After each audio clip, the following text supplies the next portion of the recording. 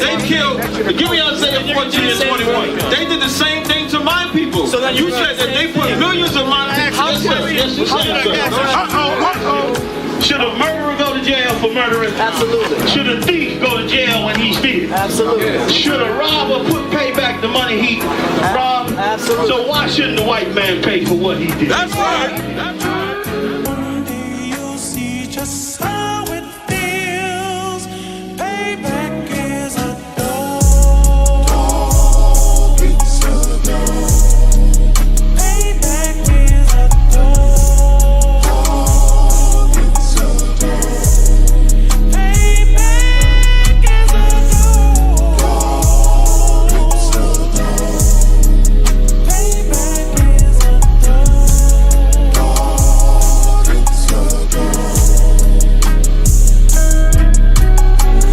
I'm in a hell of a hole, was never expected to grow. Just obstacles set in the road, that a result of me selling my soul. The story I'm telling is cold, but yet it's what everyone knows. The white man's the devil is known. America was never a home, only a place of captivity, saved facility, hating, disfigure me. They claim that I'm lazy, be killing me. Maybe this slavery draining my energy. 400 years and counting, the trail of my tears is countless. Main fact that I'm here is astounding, but I can't wait till this shit is surrounded. Ready to tangle my king and the angels, be ready to rap. Cracking the sky, nuclear missiles will make it official. I'm capturing every cracker surviving. Put them all in chains where they need to be, slavery for me. And let the whole world see that with them in the cage and safer in the streets. Put the dog on a leash, get resolved for the beast. 144, get the ruler show, we could all be at peace. As soon as the trumpets are sound, your kingdom we busting it down. The only way justice is found, the time for your judgment is now. You'll see just how it feels. Payback is a dog. It's a dog. Payback is a dog. It's a dog. Payback is a dog. It's a dog. Payback is a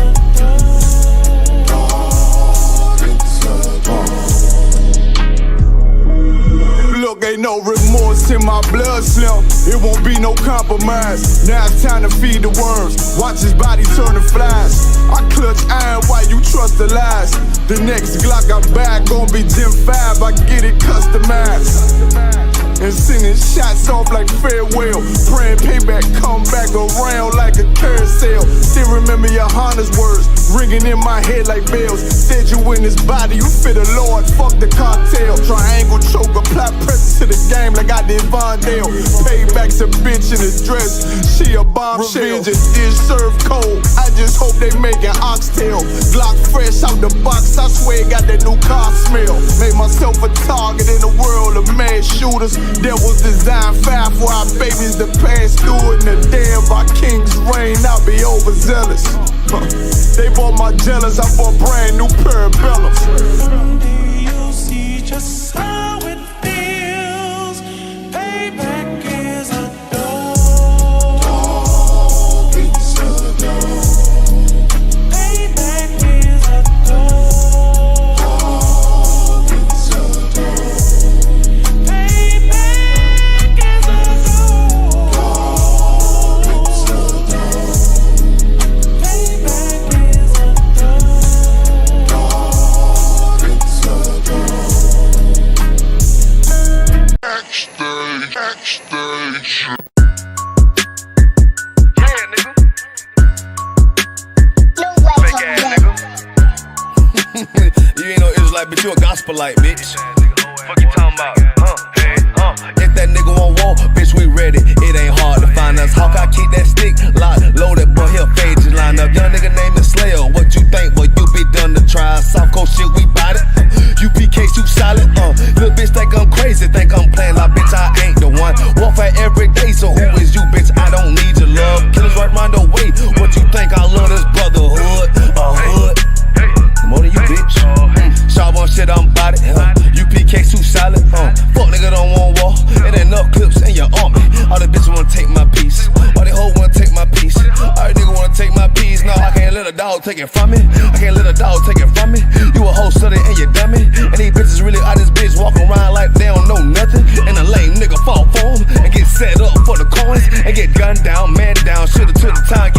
know, but I see the shawty and I show her. She could never get a preach hoe. You a dirt ass, rust ass neck, bitch with that fake ass jewelry.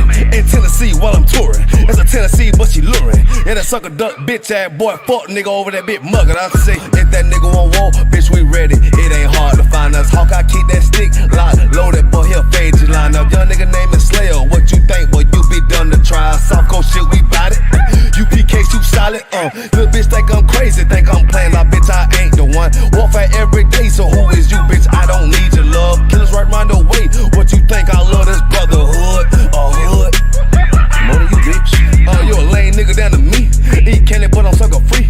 You a little nigga, ain't none of me. Base up, boy, I fit a beat. Yeah, AR-223. Draco with a magazine. Yeah, that clip run like limousine. I shoot your ass in the spleen. Boy, I bust your ass in a temple. We debating by the temple. Tell the truth, boy, you's a victim. And you squirm off like a lizard. Nigga walk down my road. Why does nigga come down my road? Boy, come down my road. Boy, I charge your ass toll fee. I'm a real big priest, nigga. UPK play for keys, nigga. Commander General get a damn order, but ain't nothing to me to damn kill you. I stuck in his ass like a cat. All weapons, boys full of tech. Boy, like a close combat. Nigga, I popped off for a neck. If that nigga on wall, bitch, we ready. It ain't hard to find us. Hawk, I keep that stick locked, loaded, boy, he'll fade you line up. Young nigga name is Slayer. What you think, boy, you be done to try. Soft coast shit, we bout it. UPK, too solid. Little bitch think I'm crazy, think I'm playing like bitch, I ain't the one. Warfare every day, so who is you, bitch? I don't need your love. Killers right round the way. What you think? I love this brotherhood. Hood. More than you, bitch. Christ said 7 women gonna be on one nigga in the end time. Nigga, fuck wrong with you, boy. Stressed by that damn hoe ass bitch. Fake ass nigga too. Dumb ass motherfucker. Fuck you.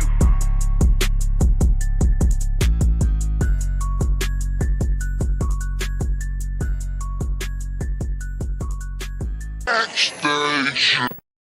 Hey, Shalom, Israel, what's going on, man? Priest Captain Dawhar here, standing with Officer Thabawan. We coming from Hollywood, California. Just off the BBC interview, letting everybody know that the I.S.U.P.K is going to take over, man. But check it out, this is what I want you to do, right? Commander Yahanna just dropped a new YouTube channel, the most controversial man in America, man. Subscribe to his channel, America on Fire, Monday, Wednesday, and Saturday. Shalom. Hey, listen, brothers and sisters, man. If you like what you hear, hit the subscribe button, man. Subscribe to this channel. And also, please, go to ISUPK.com and pay your tithe. Drop me some cash so we can move around this planet like we need to, man, and do the things we need to do. They're one west. They're one west. They're one west.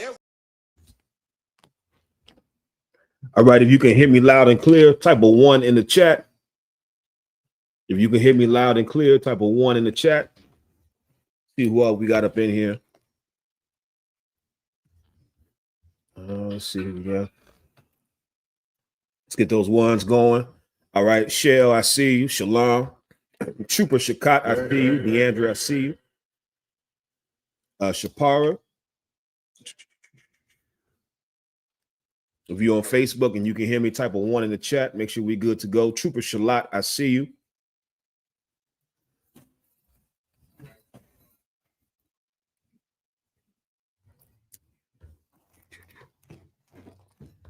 Say, I don't know. We too off to go there. Sound too off spot. We can try to test something else out.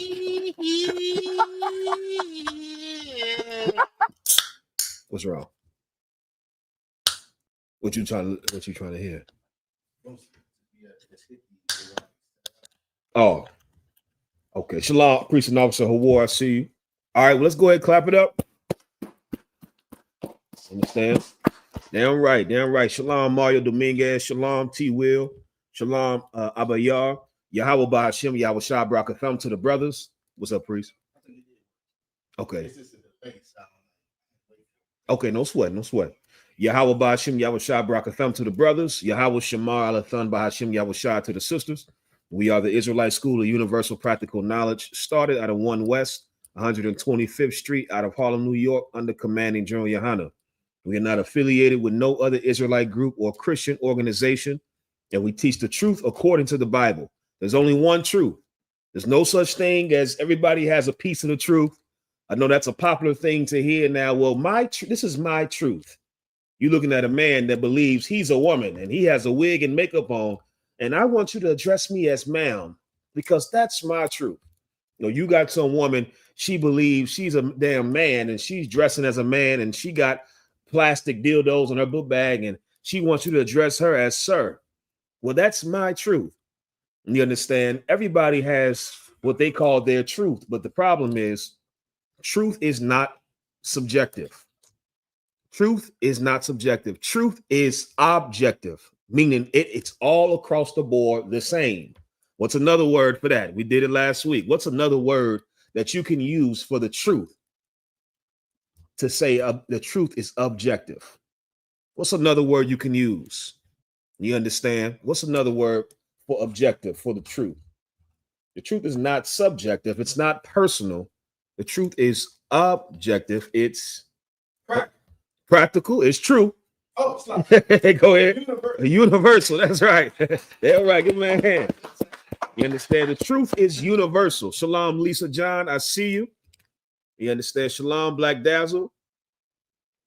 Shalom, young man Andrew. I see you, brother. Right? That's what the truth is. The truth is practical. Excuse me. The truth is universal. It applies across the board the same. Anytime the truth has to change, depending on who it's referring to, it's no longer true. Now it's opinion. The truth is the same all across the board. Go ahead, Shapat. The water. Let's get it.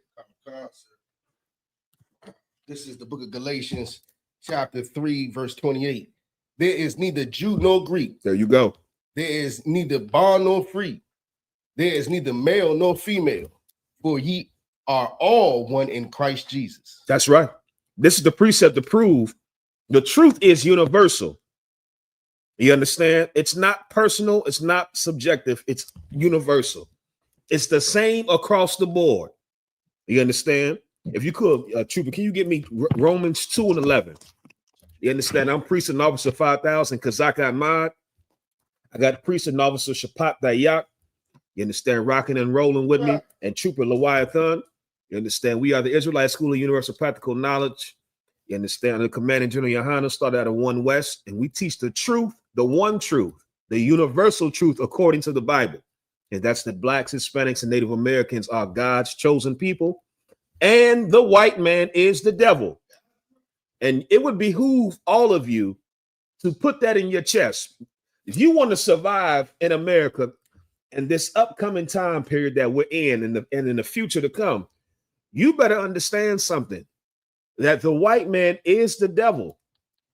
A lot of you devils, a lot of you so-called white people, you are finding out the truth about your own people, and you're heartbroken, and you're confused, and then confounded. Well, we're going to go into it tonight. You understand? This is I.S.U.P.K. Washington, D.C. The topic of this is the Tuesday night brotherhood class, and the topic of tonight's class is Donald Trump played all of you. Donald Trump played all of you. Your beloved Lord and Savior, Donald H. Christ Trump. That's how you treat him. You white people treated Donald Trump like he was the third coming of Jesus Christ. You understand? Shalom, Princess Nizam. Shalom, Kasad Wanah. You understand? Here's the precept that you need. You understand? To let you know the truth is not personal. We just pulled the one in Galatians 3:28 where it says there's neither male nor female, Jew nor Greek, slave nor bond, for we are all one in Christ Jesus, meaning blacks, Hispanics, and Native Americans. We are all bound to the truth, bound to the laws. And those laws don't change now based off of somebody's status. That's the white man's society. You understand? That's the white man's society where depending on how much money you have or what zip code you're born in dictates what type of justice you're going to get.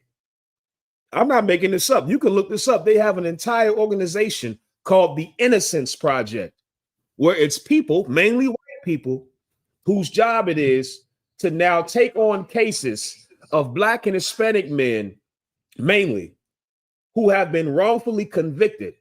And they do the groundwork and the legwork and the legal work to end up proving that they were innocent. Well, how did innocent men end up in prison in the first place? It's because this justice system is not based off of truth. It's not based off of justice. If America was a nation that followed God, it would be. But America's a nation that was built going against everything God said. You understand? Here's what real justice sounds like. Here's what real truth sounds like. Please read what you got, mighty man. This is Romans chapter 2, verse 1. Therefore, thou art inexcusable, O man. That's like 2 and 11. No, Slaki. Romans 2 and 11. For there is no respect of persons with God. Read that again. For there is no respect of persons with God. This is what the Bible says. There is no respect of persons with God. Meaning, on earth right now, society is ran by who has money. And you looking at the effects of that right now. Diddy, if we were in a just society, brother, Diddy would have never been released from prison. And I know some of you groupies and you fan and you weirdos, some of you you supporting Diddy getting released because he's a black man.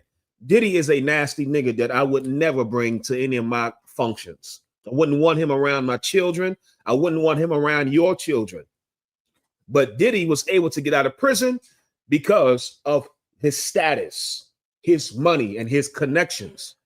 And that's the American way. Shalom, Sharabaf. Shalom, Arawadi. I see you, mighty man. That's the way of this society, where justice is not based off of what the law says. It's not objective. Justice now is based on, well, who is this person? How much money do they have? Where were they born? What's their race? Who do they know? Look how he's dressed. Brother, do you know what's so crazy to me? And I know it shouldn't be a big deal.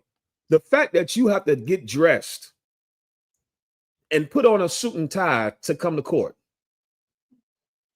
You understand? Like, meaning, I want you to understand how evil that is. And I'm going to show you why it's evil.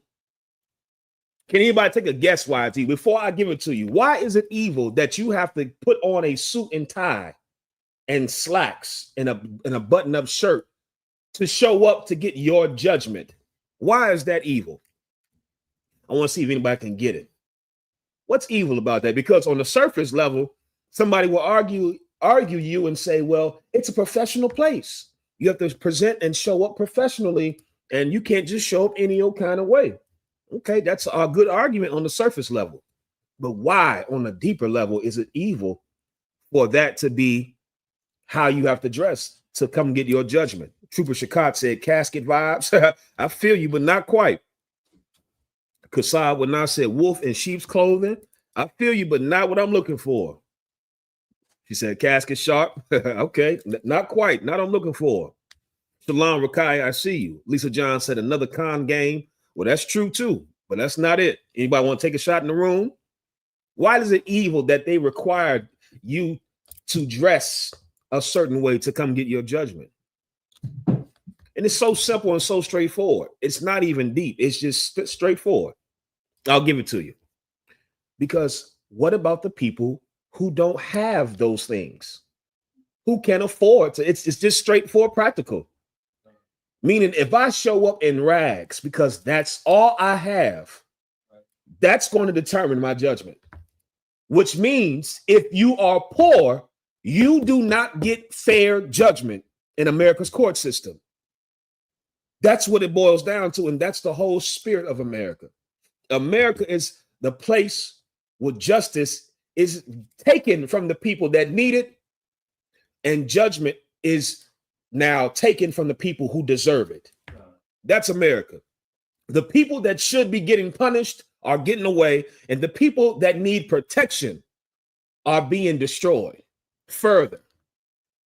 Brother, can you imagine your life if you're coming to court and you don't have nice clothes? Right. You don't have a goddamn suit and a tie and slacks and a dress shirt because you have been dealt a bad hand in life and you're poor.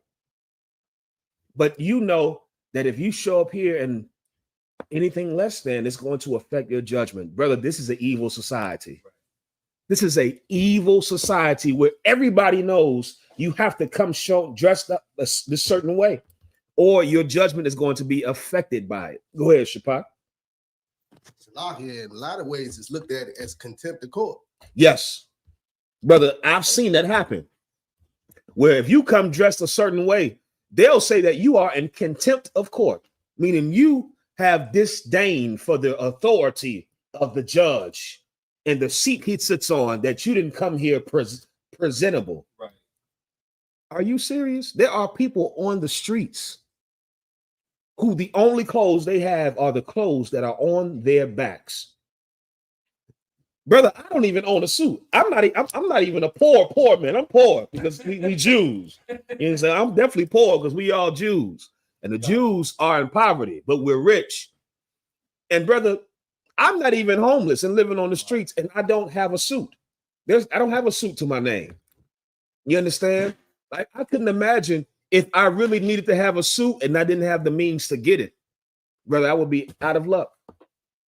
My entire judgment will be based on how I'm able to come to court. That's not a righteous system. And the Lord frowns upon that. The Lord frowns upon that type of environment where now you're being looked at not based off of who you are, but based off of what you have. That's wrong. That is wrong. That's why the Bible says this. Please read it again, mighty man. For there is no respect of persons with God. Keep reading.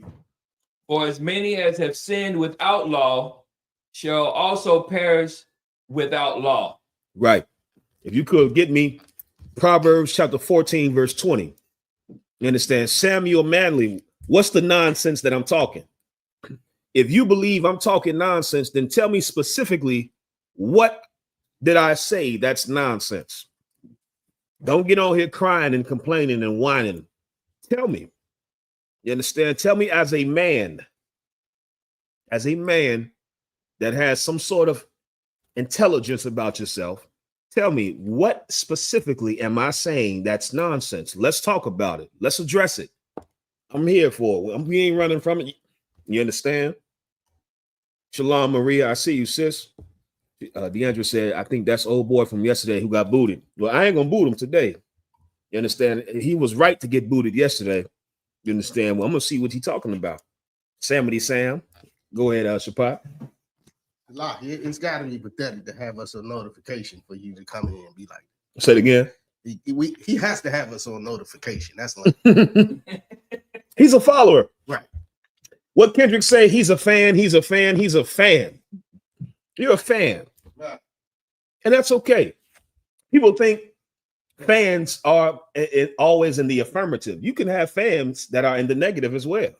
There are people, brother, that will watch you to see what you're doing just to hate. Look at this nigga here.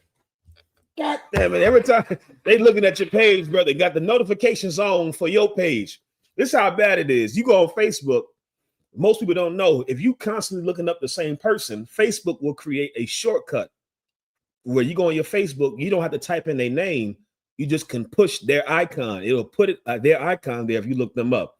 Brother, there's people that will have you as a shortcut because they're so used to looking your page up to see what you're doing, not to support, but to hate. Yeah, either way, you're a fan. Remember when NWA come to you, Shapat? Remember when NWA came out and a bunch of people bought their records and then they steamrolled the records and crushed them and burned them?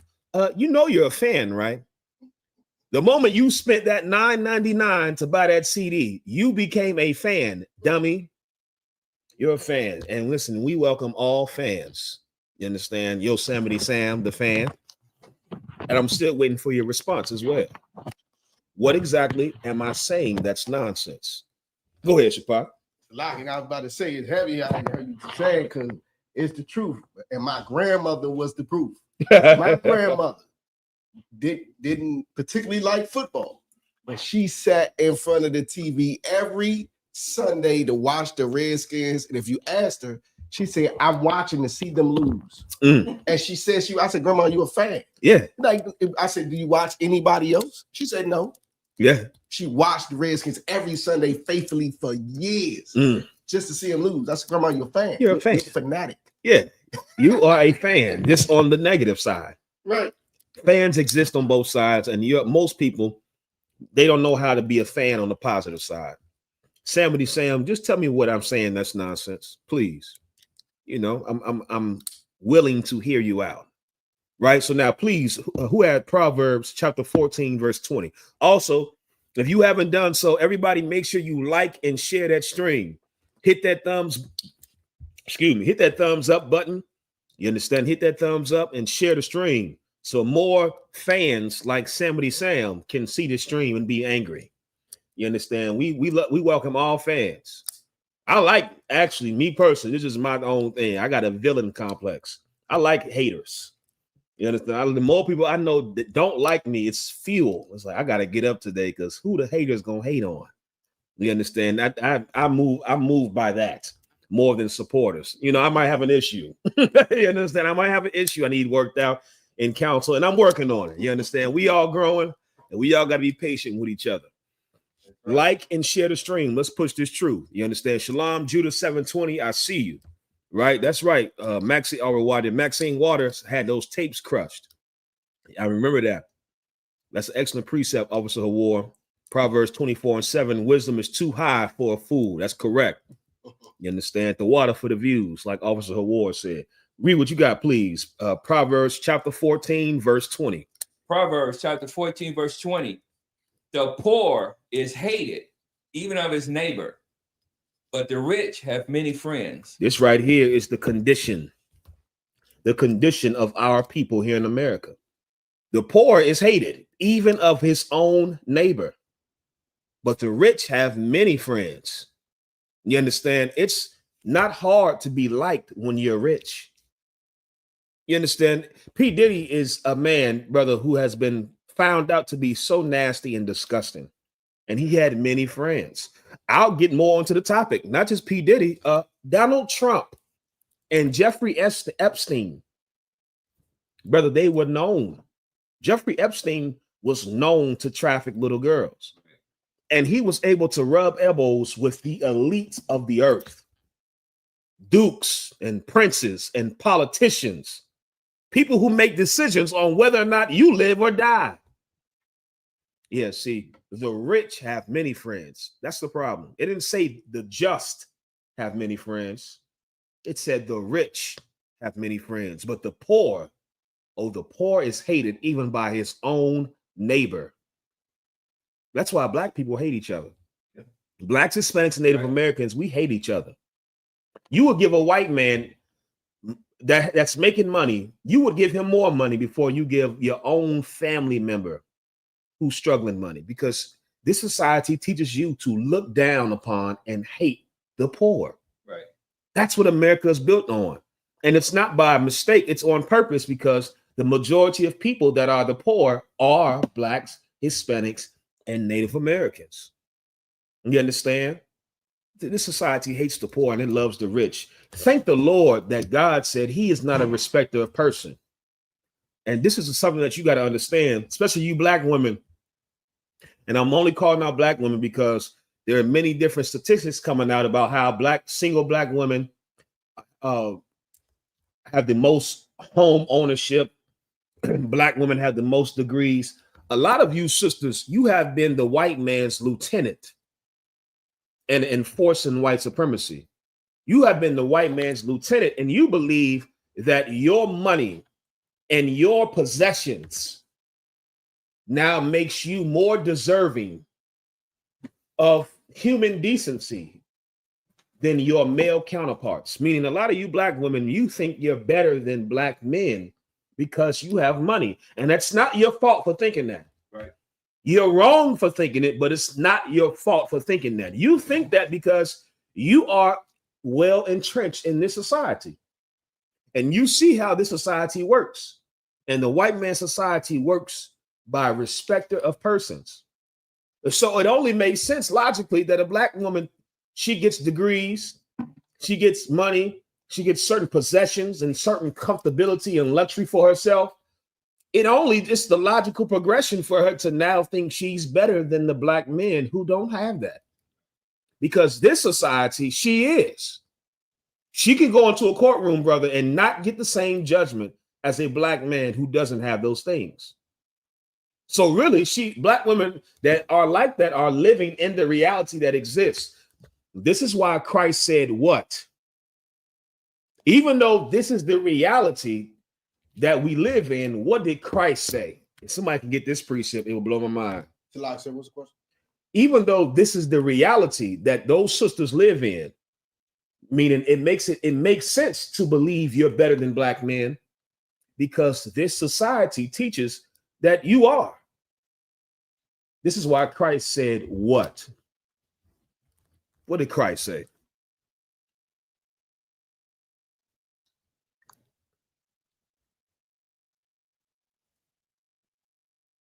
You want to answer, Shapa? Nah, there's a question there, Shasha. Okay, I'm gonna get to it. Okay.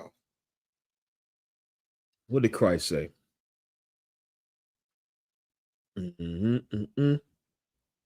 First, give me what Paul said. Let's get Romans chapter 12, verse 2. DeAndre said that a man is worth more than gold. Now, he didn't say that, but that is true. That's in the Bible.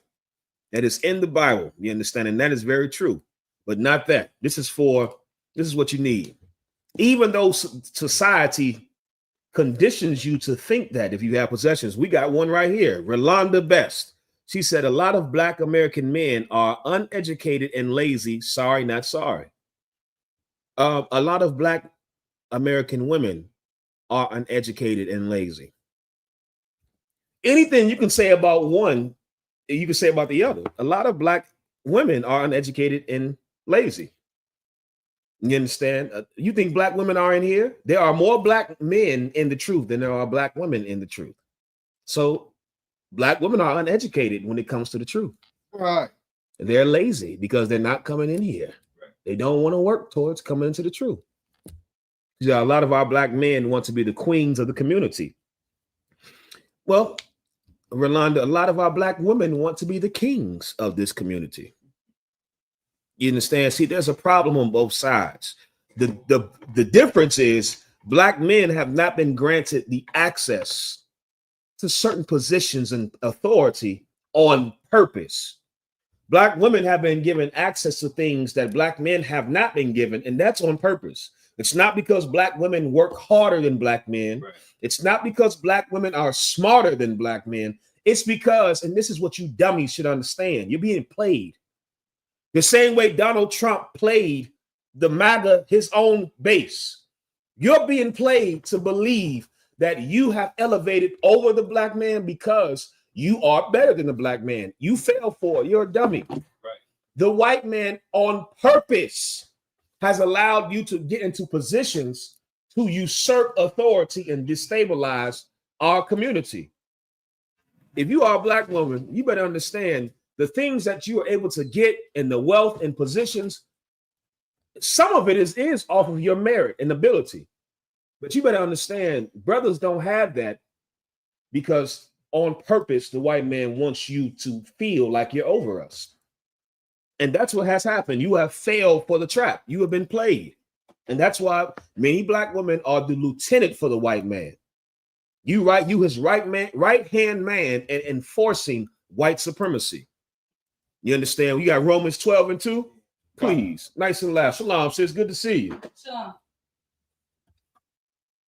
Romans chapter 12, verse 2. And be not conformed to this world, but be yet transformed by the renewing of your mind, that ye may prove what is that good and acceptable and perfect will of God. This is what Paul said. Be ye not conformed to this world. Everybody type in the chat. What does the word world mean in the Bible? Type in the chat. What does the word world mean in the Bible? Paul said, be ye not conformed to this world. What does the word world mean in the Bible? You got to know this. And it's important that you know this because Christians don't know something as simple as the definition of a word. That's right, Kasad Wana. That's right, Black Dazzle. That's right, Bobby Persad. Age or society. And Paul was trying to tell the Israelites, be not conformed to this society. You understand? That's what he's trying to tell you. And that's the lesson that we all have to learn. But of course, I'm speaking more to black women here on as the fact that you have been given certain positions. And it's easy to think that now with those positions and things that you have accumulated that you're above or better than the black man. It's easy for you to think that. The white man has created a society that makes you think that. That's why the Bible told us, don't be conformed to this world. Right. You can't think like this society. You can't fall into the way of this society. You have to be renewed in your mind. You have to be the type of sister that recognizes there are black men that are just as qualified as me, but they were not given the chance to be in this position on purpose. And you have to say, I'm not going to think myself to be better than my male counterpart because I'm in this position. I know I was put here for me to look down on him. Well, I'm going to do the opposite. I'm not going to conform to what the white man has put in place. I'm going to now lift up my male counterpart. I'm going to lift up my brothers. You understand? Because if the black man is weak, the black woman and the black child and the black family is weak. And that's why he wants you to be up above us, because the man has to be in charge in order to build strong families. Right. That's what the Bible says. Go ahead, Shapak. And that's another reason why the precept says that Israel is ran by children. That's right. To even think that you're above a man because you have money, that's childish. That's very childish. You know how fast money comes and goes? Right. To judge somebody based off of money, it's so evil. Money is the easiest thing to get and the easiest thing to lose.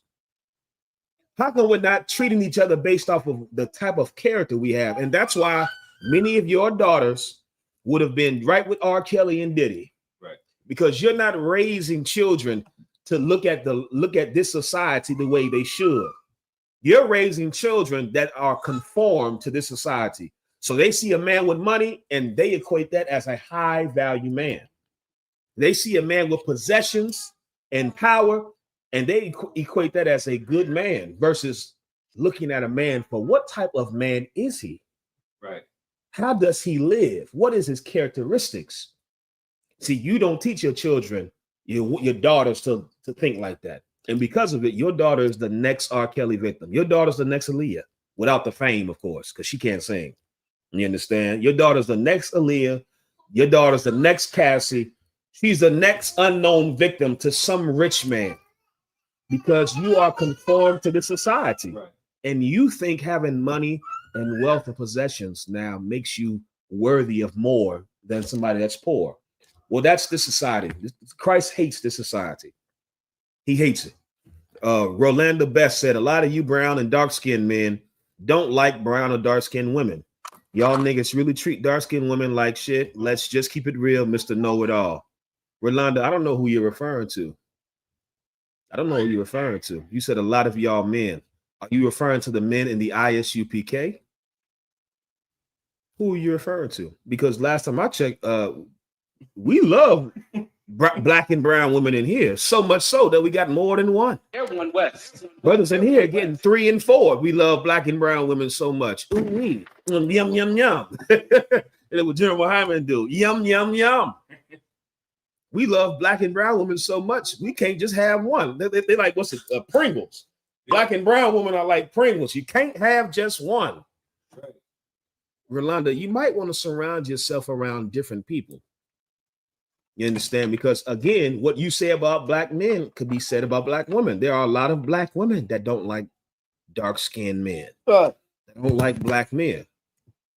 That's not an excuse to think you're better than your counterpart. It's not an excuse. You understand? Go ahead, Shapak. A lot of you growing up, I always saw and there's nothing wrong with it, but I always noticed that dark-skinned women always like light-skinned dudes like dark-skinned women, and vice versa. It's like either that's what you like or you hate yourself, so you want the other thing. You know what I mean? Unfortunately, it's usually the latter, what you said. It's not a preference. You usually see that with dark-skinned men like light-skinned women or dark-skinned women like light-skinned men because of how evil this society is. Right. So they want the thing that looks more desirable because, of course, white supremacy has taught us that being darker is uglier. Right. Being darker is more aggressive. You would just look at movies and shows, brother. Coming to America is the most famous example I can come up. The light-skinned sister was more like a princess. The dark-skinned sister was sexually aggressive. She grabbing the man junk at the game like she's the sexually aggressive sister. It's all throughout media, the propaganda that's being put on us to where dark skin is associated with the negative attributes. Right. And when light skin is better. So that's what you see that play out a lot in our community. And that's why, again, we have to take back our culture, because we're going to raise children that hate themselves. Could you imagine raising a dark-skinned child, brother? And you hear your child one day come to you and say, Daddy or Mommy, why am I ugly? Brother, that will break your goddamn heart. It will break your heart. What do you mean, why are you ugly? You're not ugly. Where did you hear that from? Brother, it would destroy you. They don't have to be dark-skinned. Just imagine you have a black or Hispanic child, and they come to you at the age of 6, 7, 8, and they ask you, why am I ugly? And you ask them, why do you think you're ugly? Because I'm black. Brother, you better wake up and stand up and not be conformed to this world, because our children and their children and their children will be affected by what you decide to do in this moment. It's time we stand up and speak up against this wicked society. And it's the same with the poor. Imagine you have a son and your son is of age where he can go get a job. And your son thinks that his value is attached to having a job, and he loses his job and he wants to kill himself. You don't understand the evil lessons you're teaching our children. If you make a man feel like his value is attached to money, you're teaching the evil lessons. You understand? Because now he's going to ignore all the things that he should work on just to focus on this. And that's why our community is full of men that will destroy you. You understand? To get rich. Everything to wild. Come, get trying to get it. Play. No, it's too. You trying to get the play to do speaker? No, it's too wild. It's too wild, praise. I don't want. It's too wild. I don't want to mess nothing up or anything like that. Come. The water, though. The water. I've been playing throughout the class. We just can't hear. Right. No sweat. It's cool. Rolanda says, so do you Israelites like skinny women or curvy women or full figure women? Rolanda, I don't know how old you are. There's a song by a group called Fatback. Type a yes or no in the chat if you know the group Fatback. I'm gonna see who all the old heads at. I'm not old. I'm a young stallion. I'm a young buck. Understand? I just like good music. I'm cultured. Well, let me see where all the OGs at. Type a yes or no in the chat if you know the name of if you know who the group Fatback is. Let's see. Well, Rolanda, there's a famous song by the group called Fatback called "I Like the Girls." You understand? And it talks about in the song, brother, a woman is a woman. Right. Short ones, a part of the song. He says short ones, tall ones, skinny ones, thick ones. They going through the list, brother. And for the long time, that was my theme song. You understand? Women are beautiful. Black, Hispanic, and Native American women are beautiful as they are. Right. Again, Rolanda, I don't know who you hanging around with. You know, it seems like the men you hang around, you got to be a light-skinned, white-skinned, skinny woman. You hanging around white men. You sound like you hanging around white men. You got to get away from the white men, Rolanda, and get around brothers. You understand, right? You hanging either if you're not hanging around white men, you're hanging around Uncle Toms. You understand? Shalom out of you now. I see nobody know who Fatback is. No sweat. Chuba Shalat, no. You understand? Arawadi, no. You understand? You go listen to that song. Y'all pull that song up after the class. Fatback, I Like the Girls, or I Like Girls. That's one of it. It's an excellent song. And guess what? Brothers in here, we like women. Right. You understand? We like women, how they come, natural. You understand? Non-GMO. You understand? That's how we like our women, non-GMO. We don't like all the modifications. We like exactly how they were made. We like women, short ones, tall ones, skinny ones, dark ones, light ones. I can give you a list. I'm not going to do that because I can make the class about just how excellent the Lord made black and Hispanic women. I'm gonna say one more thing. I'm gonna get to Shabbat. Brother, you know how excellent the Lord made women. I had this happen to me before a couple years ago, brother. I was so depressed about something. Something had happened. I was so depressed, brother. And I'm sitting there outside, and I'm just looking at cars pass by, and I'm thinking about my life is over with. Like, this is not going to work. This is before the truth. And brother, I kid you not, it was a beautiful sister. She had walked up to the bus stop where I was watching. And this sister was so bad, brother, I forgot all about my pains. I said, there's a reason to live. Do that to they do that to you, true. They didn't do that to you, Leviathan. Brother, I seen this sister was so bad, and I said, for surely there's a reason to live. I can make it. And I think I'm going to be all right. You understand? The Lord made black and Hispanic women exactly how black and Hispanic men like them. Yep. It's because of the white man and his evil society that you think you have to alter and change and do and be something that you're not supposed to be. The Lord created you exactly how you need to be. You understand? I'll leave it at that. Go ahead, Shapat. Salaki, when I think of a song that describe women, you know what I'm saying? I'm thinking the DMX, where he was just naming them. Keisha, about 3 Kims, you know what I mean? And all that. It wasn't about the description of big light skin or dark skin. He was just naming sisters as down sisters. Right. You know what I mean? He ain't got to have no particular look. That's it. And again, don't be taught to focus on the wrong thing. You should be taught that your looks are a bonus. You should be the type of woman where, you ever see this on Facebook? Where you see a woman and you go to her page and her first impression is she's presenting her body. Right. That automatically tells me that is her best attribute. Yeah. And that's not enough when you're dealing with a real man. Right. You go on her page and all she posts is videos of her face with her face. What they said, her face is beat, her makeup on fleek and all that, what they say, or her body or her face. And then you go to a sister and here, and you go to her page, and brother, she's posting videos of her doing things, her sewing, her knitting, her teaching her kids. Right. Like, brother, there's a difference in women, and there are qualities that far exceed beauty. And a righteous man, he knows and he sees that. You understand? He sees it and he recognizes it and he appreciates it. There are things far better than beauty. That's in the Bible. You understand? Go ahead, Shapat. Shalom, Barak, when I see you, sis. Salaki, if I may, you know what I'm saying? Talking about how the Lord made our sisters, you know, so you know how the rappers describe sisters in their raps. If I could, I got a precept. Go ahead, priest. Come. This is the book of Isaiah, chapter 3, verse 19.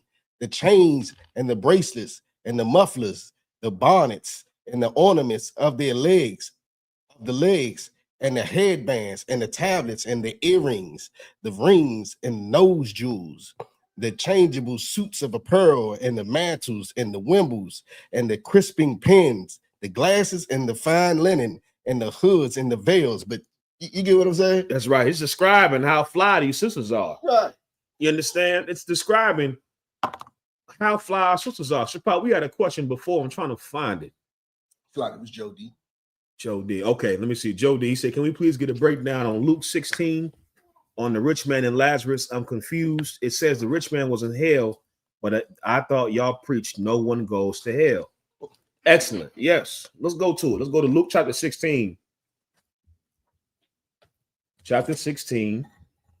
And let's start at let me go to it. Let's see where we start. This is a perfect precept to go into what we're talking about. We can segue right into the topic with this one. Luke 16. We're going to start at verse.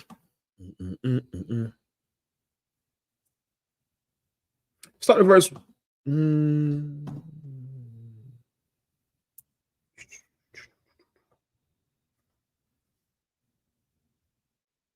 Hold on.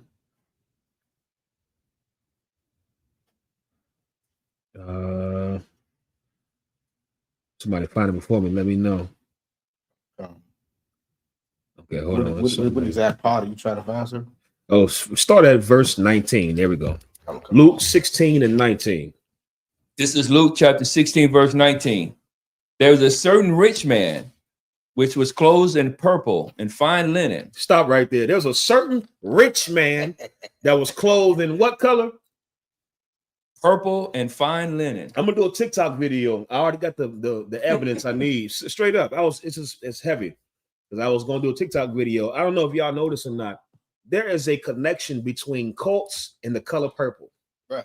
Y'all may not know that. I know that. I did the research. I got the photos and everything on my phone right here. There is a connection between cults and purple. And I don't know why purple is the color of choice for cults. You understand? I'm going to show you how many cults that have existed in history where purple was their choice color. It's crazy. I'm going to do a TikTok video on that. Y'all stay tuned. Anyway, purple has always been associated with the rich. And before we had artificial dyes, now before the advent of technology where you had artificial dye, you had to make your colors from things you found in nature. Right. Purple was a hard color to create because it's not easily found in nature to create. You understand? You can make red easy because red comes from many different sources in nature. Purple was a little bit harder. And because it was harder, anything that's more scarce, usually you have to have more money to buy it. So therefore, purple was associated with the rich. You understand? So that's why whenever you see old movies, you'll see royalty wearing purple or indigo blue. You understand? It's usually those type of colors, right? So there's a certain rich man dressed in purple. Keep reading. In fine linen. In fine linen. And fared sumptuously every day. He lived good. Verse 20. And there was a certain beggar named Lazarus. So now you got two men. You got a rich man who lived good every day, was rich. And then you had a poor man, a beggar, the type of man that you would see on the Meridian, on New York Avenue in DC. You understand? Somebody that's begging for money. Somebody that's asking you, can you have $1? The type of person that most of you Christians turn your head away from to not see it. Right. So you don't feel the shame of wanting to give to them. That type of person. That was Lazarus in this precept. Keep reading. Which was laid at his gate full of sores. Which was laid at his gate full of sores. So this poor man knew where to go to get help. He went to where the rich man was, and he laid at the rich man's gate because obviously you are faring well in life. Surely just the crumbs of what you have would drastically change my life. So this poor man is laying at the gate of this rich man. Keep reading. Shalom, Trooper Ragash, I see you. Verse 21. And desiring to be fed with the crumbs which fell from the rich man's table.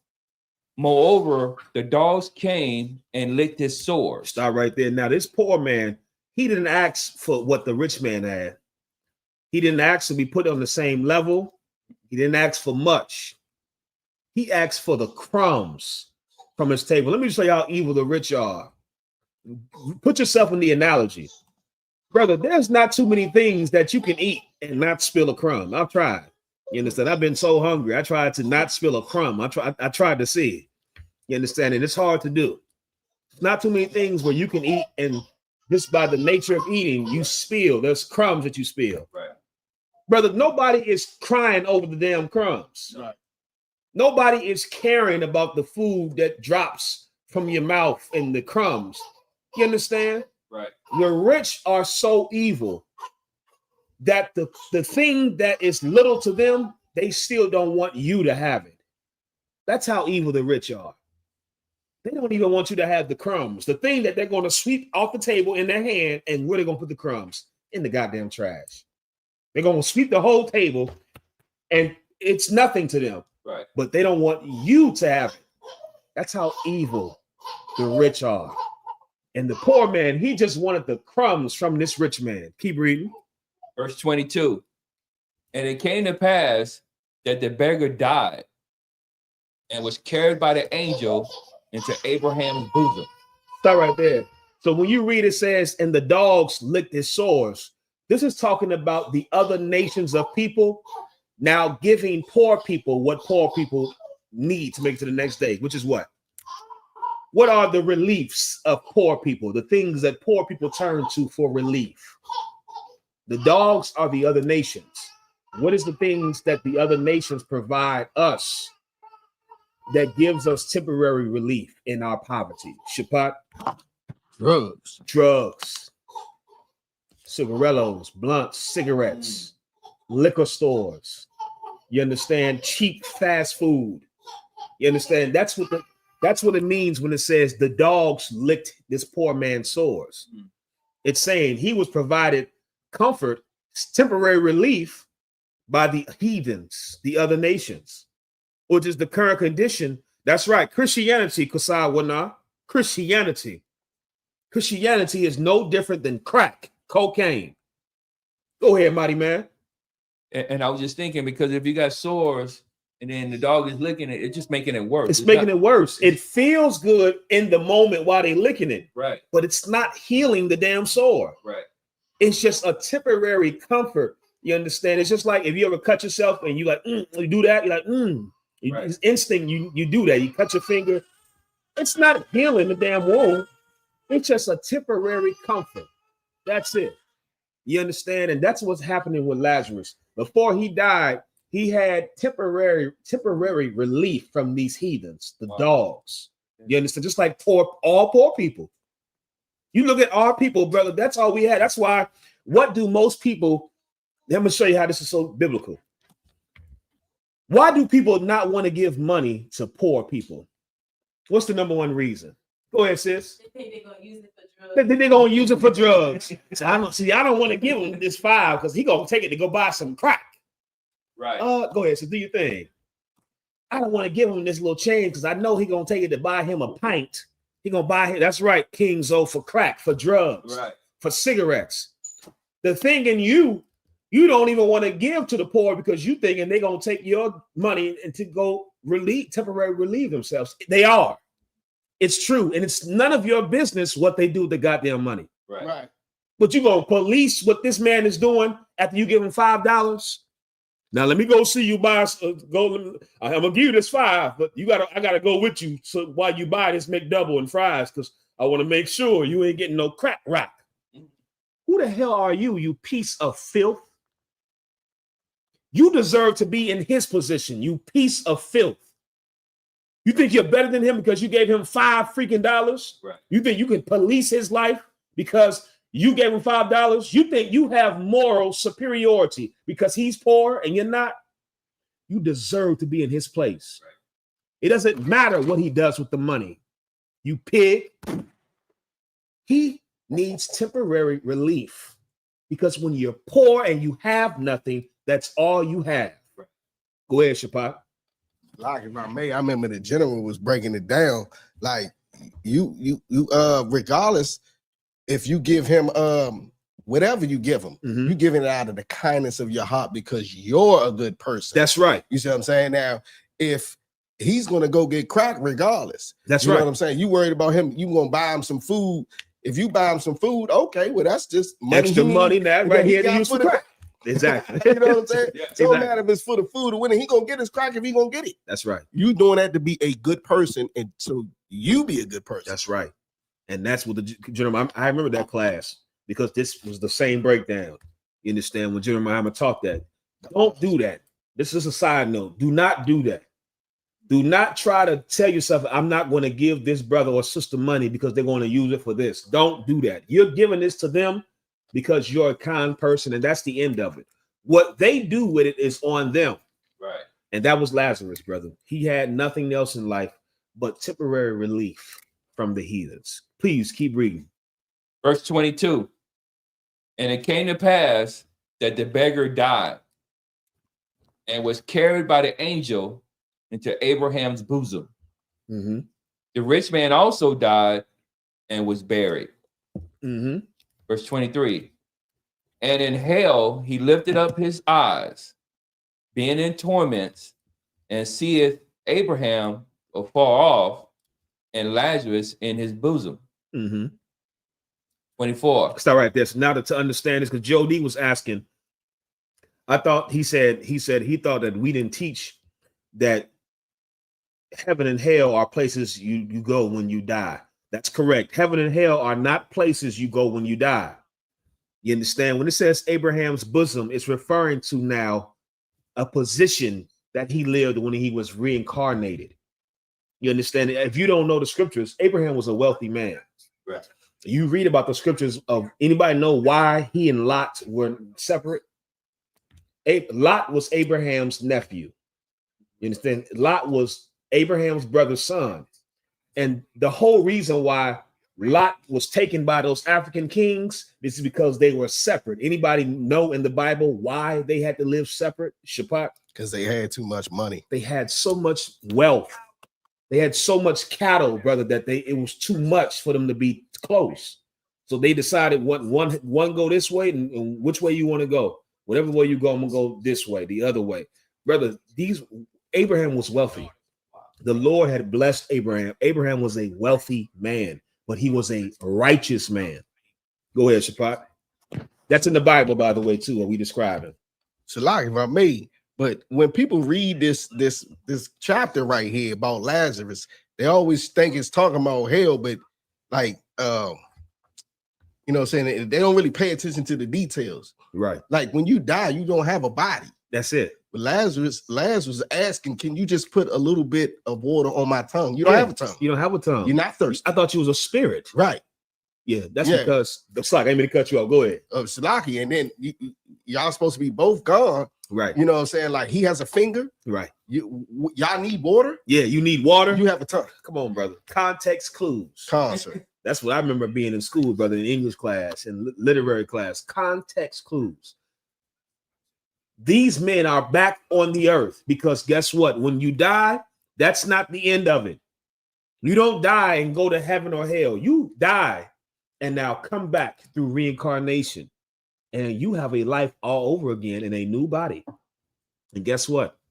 The Lord is the greatest author of justice, right, and the greatest executor of judgment. And in true poetic fashion, the Lord brought both of these men back. That poor man that was begging, he came back as a rich man in Abraham's bosom, meaning he came within the wealth that Abraham had.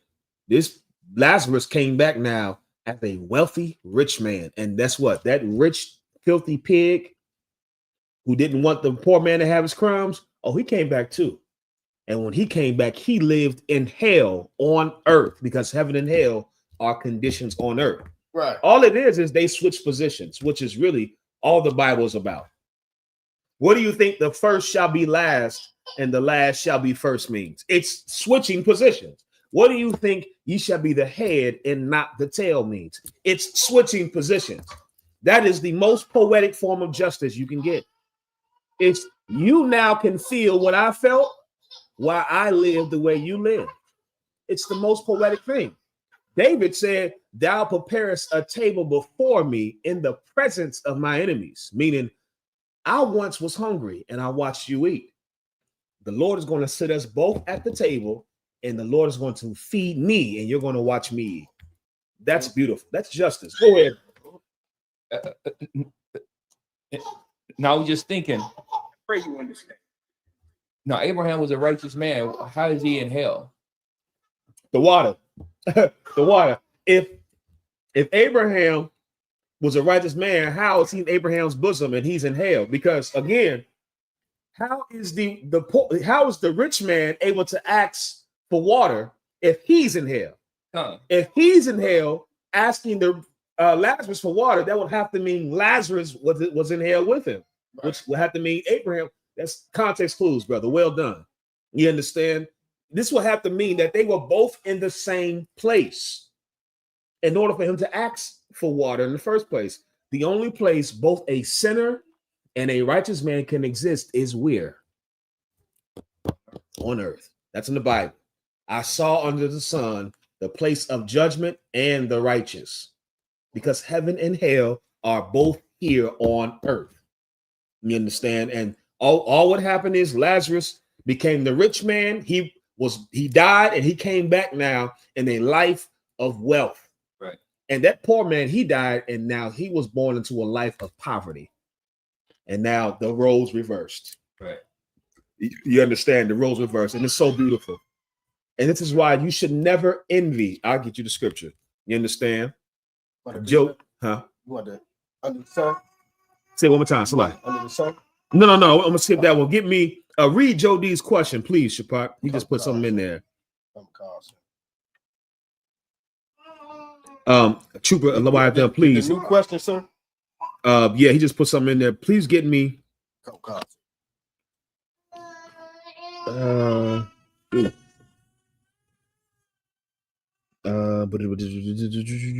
on. Give me Proverbs chapter 24, verse 1, please. I should probably read this question, please. Jody said, what about when he asked him to send him to his 5 brothers, and he responded saying they won't believe even if a dead person come? Go ahead, Shapak. Same as today. You know what I'm saying? Like, if Christ was here to come back, you wouldn't believe anyway. Yeah. You know what I'm saying? All the prophets came. You know what I'm saying? You didn't believe them. You didn't believe You know what them I'm when they saying? were It here. doesn't matter if you went and told your 5 brothers, they're not going to believe you. That's it. They're not going to believe. You understand? That's the reality. They're not going to believe regardless. If you haven't done so, make sure you like and share that stream. You understand? We got a good number of people on the stream. Hit that thumbs up. You understand? We got a good number of y'all in here. It must be Donald Trump. Y'all want to hear about Donald Trump? I got you. Stay tuned. We're coming to it. Let me answer the rest of these questions.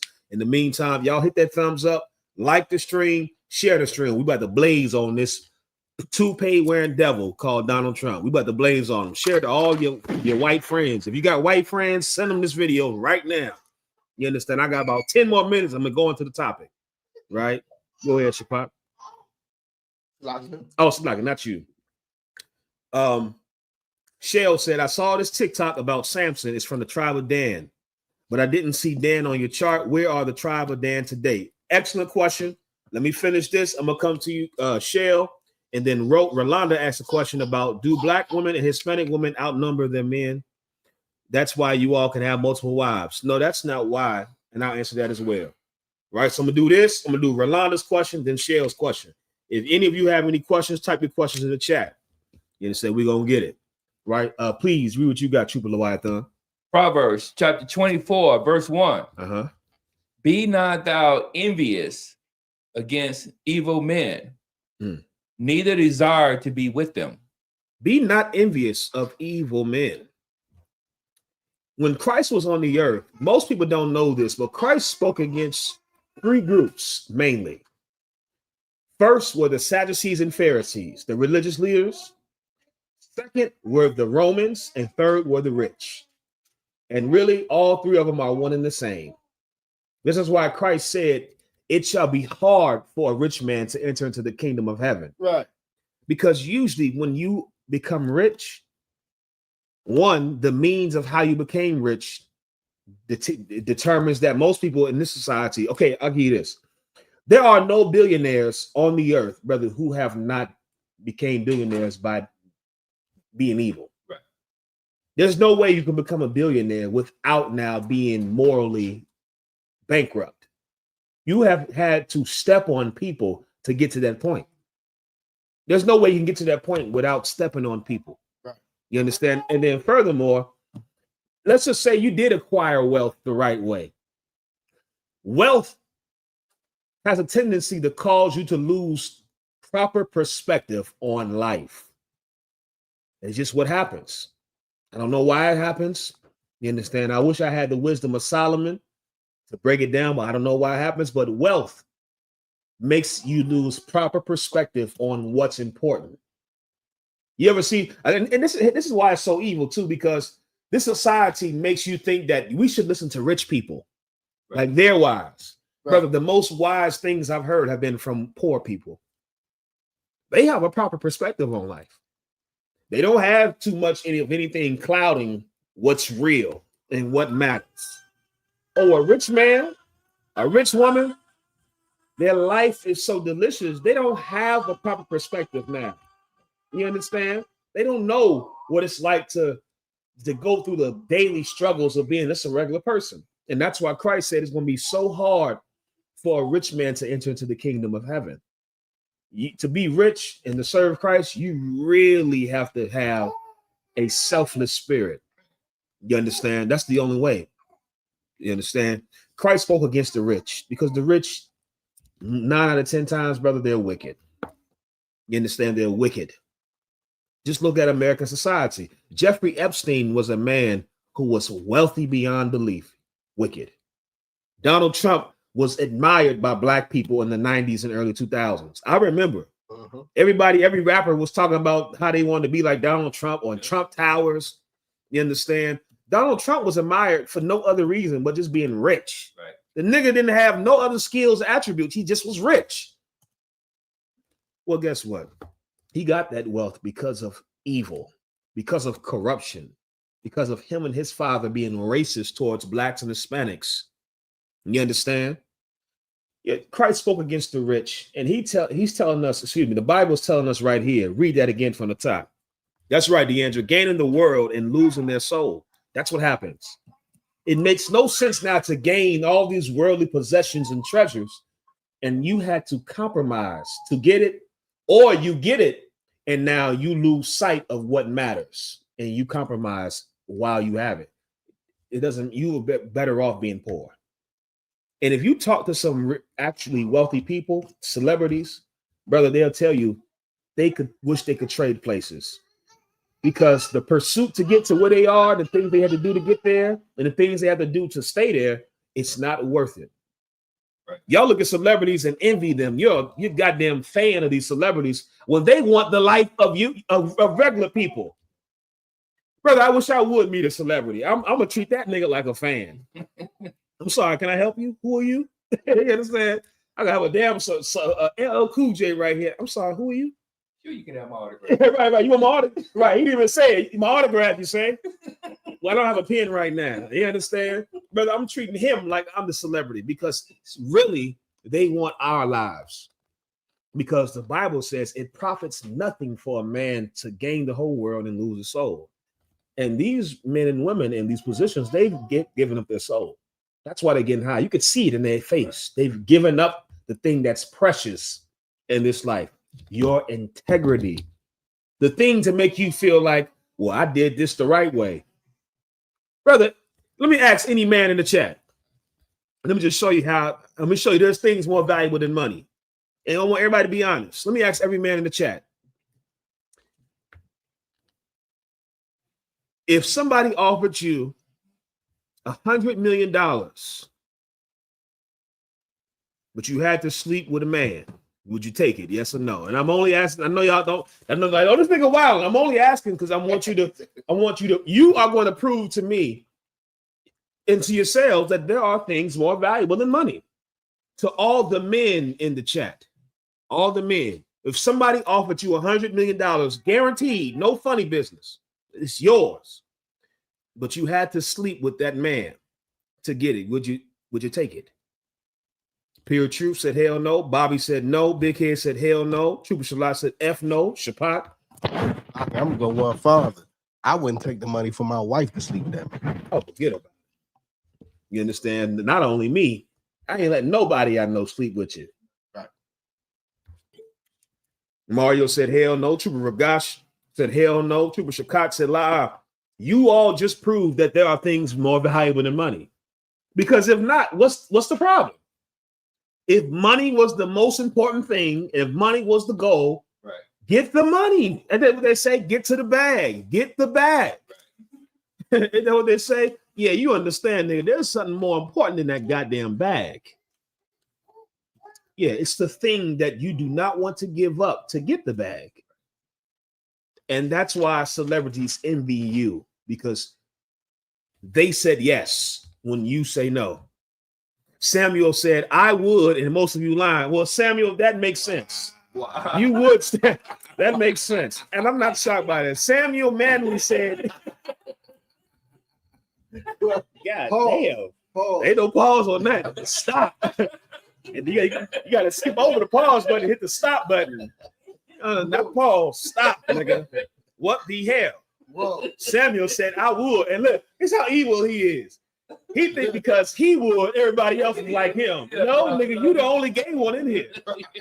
You understand? You the only gay one, Sam. Sam, I am. I let 3 gunshots. Yeah. Brother, let me help you. A nigga like Sam, he would do it for less than 100 million. Yeah. He would do it. I'm just telling you. Right. He would just at the right price at the right moment. It could be $1,500, brother. And if he needed in that moment, he's going to sleep with a man because men like Sam are the type of men that thrive in the society. This society produces men like that. And it's a sad state to be like that, Sam.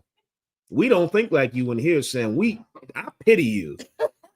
Seriously, because now I'm wondering what all you would what would you do for free, Sam? You understand? What strange things have you done for change? Yikes, go ahead, support the Leviathan. Celebrity. So I'm about to say he don't need no money. It could be just like a celebrity or just somebody he digging. They don't have to have money. They just got the to be close to somebody with money. Right. Sam, you in a bad position, my guy. I don't think we can take anything you say with serious at all. No. Right. No.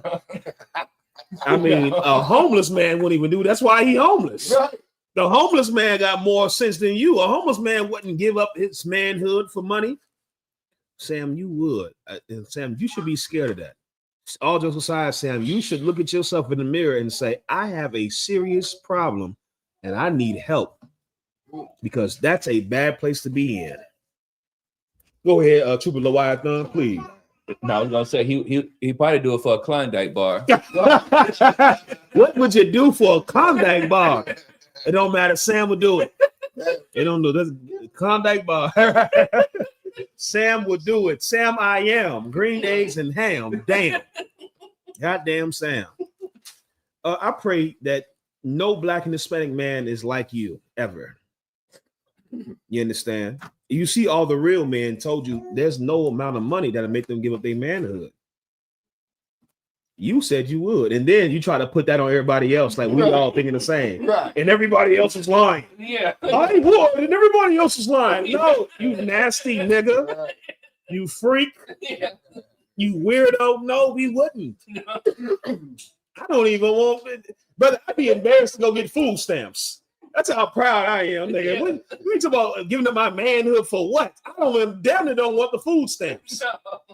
I'd be so proud in the line. Don't even want to answer the questions. Why y'all asking that though? Why you asking me that? You gonna give me the food stamps or not? Yeah. This nigga giving up his backside for a Klondike bar. Oh, brother. If you in here, thank the Lord. You sisters that got husbands in the UPK, you better pray to the Lord. Thank you for showing you mercy, because you could have a man like that. And I'm not being funny.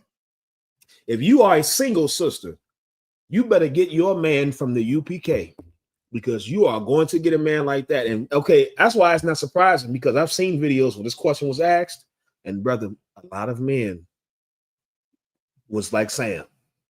They sat there and thought about it. Well, you know, it's 100. They're trying to convince you why they chose. It's 100 mil, bro. Yeah. It's 100 mil. Do you know how much 100 mil is, bro?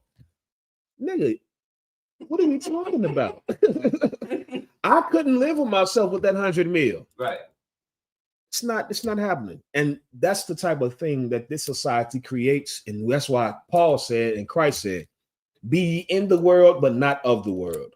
Be not conformed to this world. You have to be somebody that says there are things more precious than money. Right.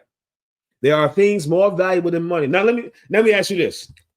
Let me ask all the sisters a question now. Sisters, would you be with a man like Sam?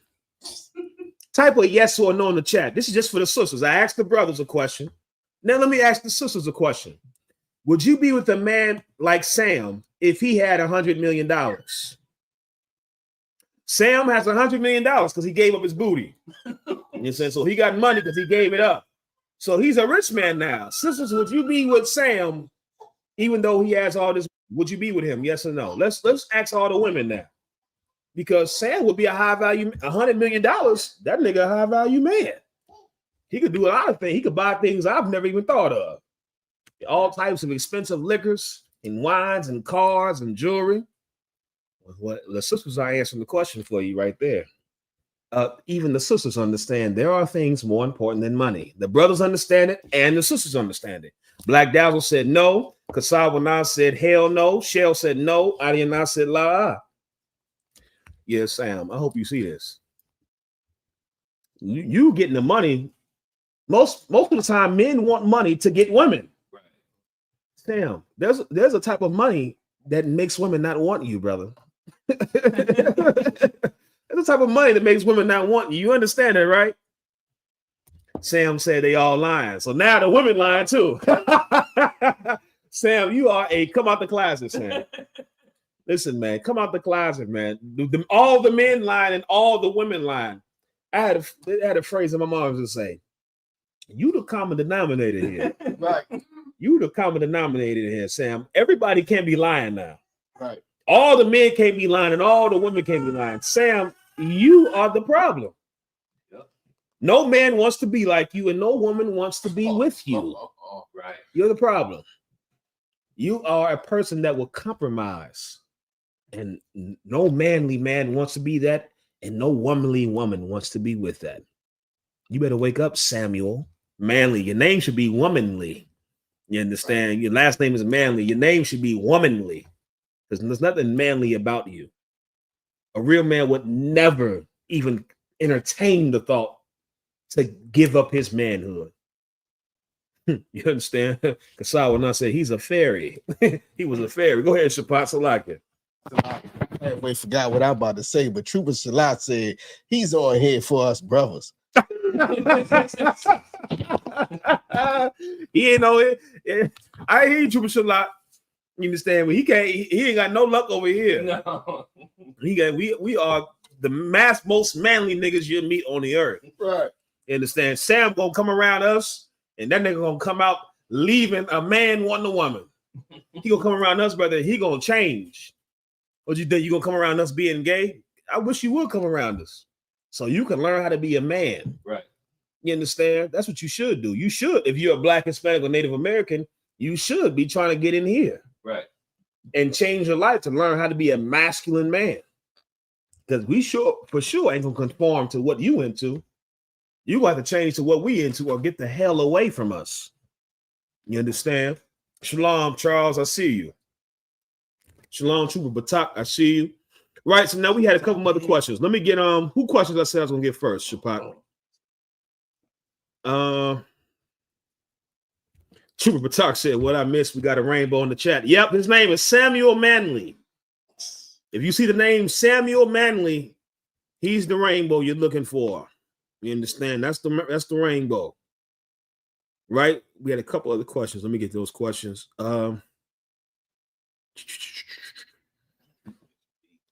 He said, I would, and most of you lying. Good night, boy. Shalom, Mariah, I see you. Shalom, Yaquar, I see you. Okay, hold on. So, Rolanda, she asks, she said, a lot of women don't lie. Hold on, no. Let me go back down. She said, do Black women and Hispanic women outnumber their men? That's why you all can have multiple wives. Black and Hispanic women do outnumber Black and Hispanic men. That's usually the case outside of just our race. If you look on the earth, the demographic of women compared to men is women outnumber men on the earth in all races. If you look at the cultures of different races of people, the white man is the only culture that practices monogamy. Prior to the Romans, the Roman empires are the Roman Empire, they're the ones that created monogamy. Prior to that, brother, every culture practiced a man having more than one wife. It was just a culture of society. Right. It still is. You go anywhere that's not influenced by white people, the culture is a man has more than one wife. It's the Lord outnumbered men on purpose. You understand? Why would the Lord create so many women for women not to have a husband? You're supposed to have a husband, but you're going to share them. You understand? Right. And for the women that are against that, let me break your heart for a second. Every nigga you ever had, you shared. You shared them. The problem is he didn't tell you, and you didn't know who you were sharing it with. Some of you women were sharing your man with another man. Some of you women were sharing your man with children. Some of you women were sharing your man with prostitutes. I'm just telling you the truth. Imagine you married to a nigga like Sam. Hell, some of you women had a nigga like Sam and you didn't even know it. The nigga was giving it up every weekend. You understand? He giving it up. You was married to a nigga like that. Don't now try to look at righteous men like they're wrong.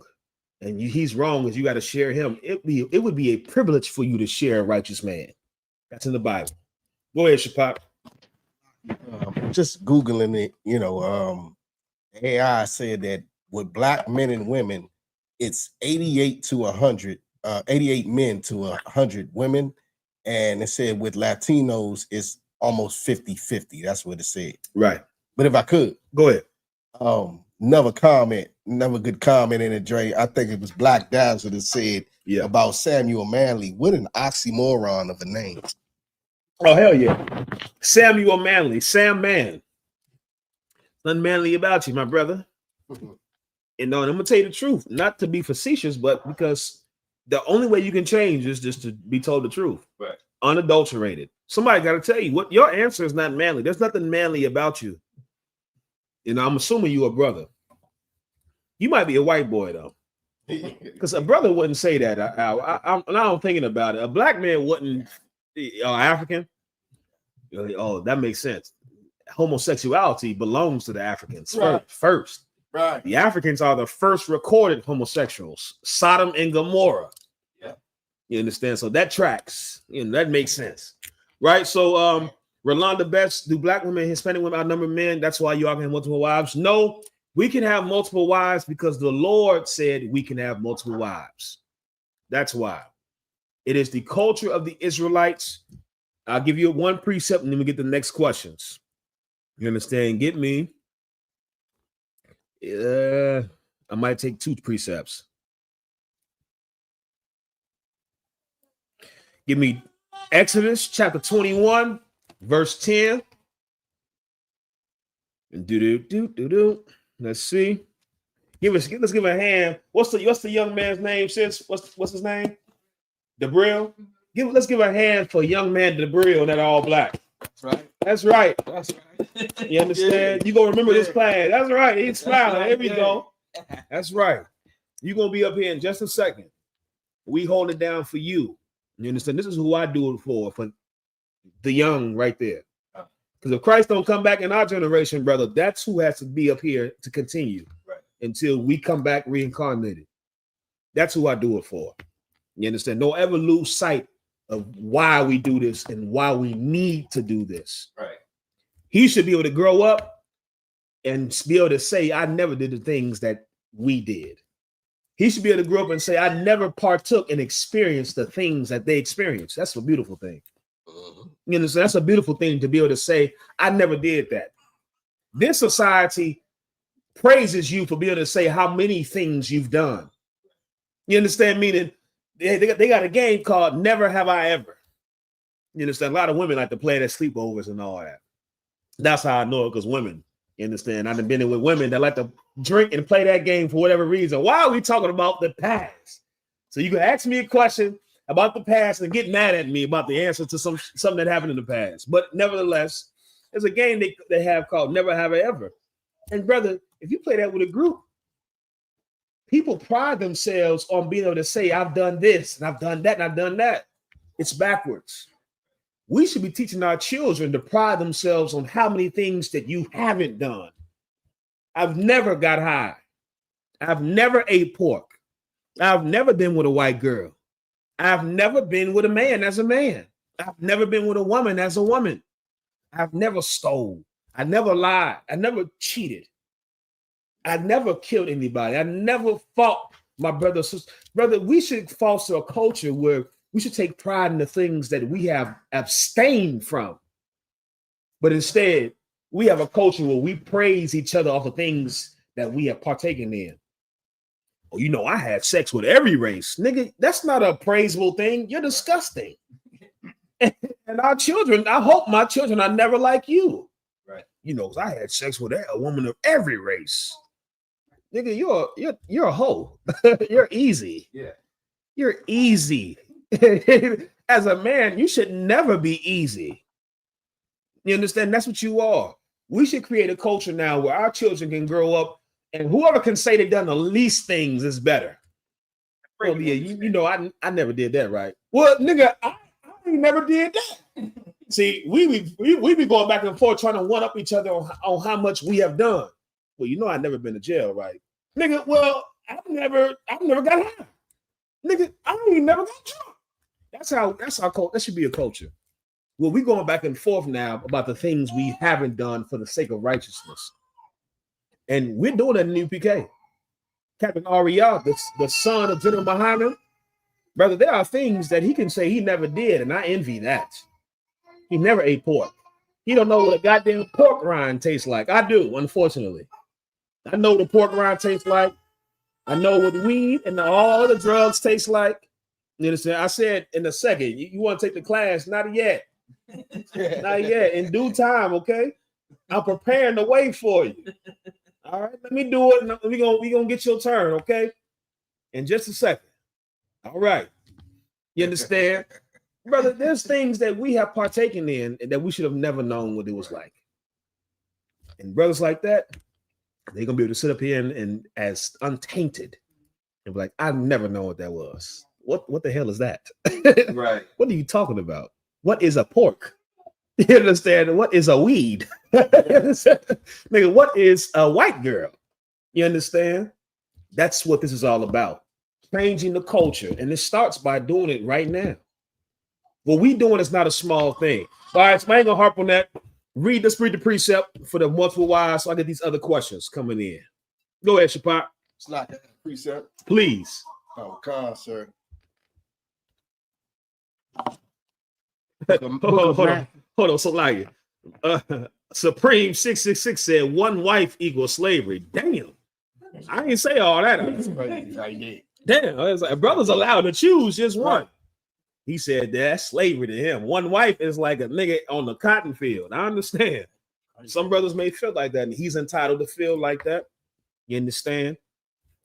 Here's what you should take from this. You are not wrong for choosing 1 wife, for choosing no wives, for choosing 10 wives. You are not wrong. You as a man, that is your choice and your choice alone, not your woman or not your women. That's your choice. You decide how many burdens you want to take on. Right. You decide how heavy the load you want to carry. Nobody else, because you're the one that's going to carry it. That should be the takeaway. A man is not wrong for having 10 wives the same way a man is not wrong from having 1. You understand? Neither one is wrong. Please read what you got. Salaki, if I may, Go ahead, priest. The book of Matthew, chapter 25, verse 1. Then shall the kingdom of heaven be likened unto 10 virgins. Stop. I want to get to that second. The water. I want the one in Exodus first, because it's the law. Then we're going to solidify what Christ said. I want to go Old Testament first, then New Testament. You right on point with that. That's where I was going right after this. Please, Leviathan, please. Exodus chapter 21, verse 10. Uh-huh. If he take him another wife, her food, her raiment, and her duty of marriage shall he not diminish. If he take a what? Another wife. Uh-huh. Her food, her raiment, and her duty of marriage shall he not diminish. If y'all don't understand what we're reading right here, this is a provision in the law on how men are to conduct themselves if they decide to take another woman. Why would there be a provision in the law on how to take another woman if taking another woman was unlawful or wrong according to God? Right. You understand? It wouldn't be that. Right. You know, that's like saying if you decide, if you're a man and you decide to lay with a man, you can only lay with 1 man. There would be no stipulation in the Bible about how to be gay if gay is unlawful according to the Bible. That's like the Bible saying if you're a woman, you're not allowed to have more than one. You're not allowed to be with multiple women. There would never be a stipulation in the Bible about being lesbian because being lesbian is against the law. Right. There is a provision on how to deal with multiple wives, because multiple wives is not only allowable, it's our culture. Then the Bible is telling you on how you are supposed to do it. If you are a man and you decide to get another wife, you are not allowed now to decrease what you have been giving to the wife you had before. Right. Her food, her raiment, her shelter, meaning you can't now decrease what was the standard of what you was giving this first wife. You can take another one, but now you have to be able to now maintain what you were providing for the first one, what you were given for the first one. Right. You understand? Go ahead, Shapat. Can I change my precept? Oh, that's the precept I need. Which one do you want to go to? The book of Deuteronomy, chapter 21 and 15. Read that one, and then I want the one after. I need Christ comparing this, because that brings the point home that this is the Old Testament, which the Christians will be like, well, that's the Old Testament. Well, we can show you the New Testament and the Old Testament. So go ahead. We're going to get one more in the Old Testament, and then we're going to get Christ talking about it in the New Testament. The book of Deuteronomy, chapter 21, verse 15. Mm-hmm. If a man have two wives, one beloved and the other hated. Which is, let me help you. Jim, I haven't brought this out, I believe, this past Monday. With the precept about how you can't make your firstborn go without. This is what happens, unfortunately, a lot of times, because brothers are immature who do this. Here's what happens. Many brothers, when they find out they can have more than one wife, he gets another wife usually when he's upset with the first one. That's usually what happens. He gets another wife usually when the other one pisses him off, which is his reason. You can't say what's wrong or right for a man to get another wife. You understand? A man can decide to get another wife for whatever he decides to get one for. That's his decision. But it's immature to do this because, again, you're making it harder for you. And most of the time, if you're doing that, you're not accurately looking at the woman you're getting. Like, instead of looking at what's in front of you, you are comparing her to this one. And sometimes when you try to compare, you're missing out on certain things about what's in front of you. You understand? That's why it's not wise. That's why they call it the whole rebound thing. Usually people that get somebody off the rebound, it doesn't work because you're not looking at what's in front of you accurately. You understand? It's not really too wise to try to get a woman right off the back end of you being mad at the one that you have. You understand? Because now you're going to be like, well, she's better than her with this. She's better than her at that. But they both can be terrible at the same thing. It's just she's better. You understand? Her attitude is better than hers, but the broad they both have bad attitudes. You don't want to do that. Right here it's saying if a man have two wives and he love one and hate the other, this is usually what happens when you have an immature or inexperienced cat. He get a new wife, and so he hate one and he loved the other. Well, guess what? Because this was so common, there's a provision in the law for how this is supposed to be handled. Keep reading. And they have borne him children. Okay, this is the precept then that Jeremiah went into yesterday. Okay. You got two women. You hate one and you love the other, and they both give you children. They both give you sons. Go ahead. Both the beloved and the hated.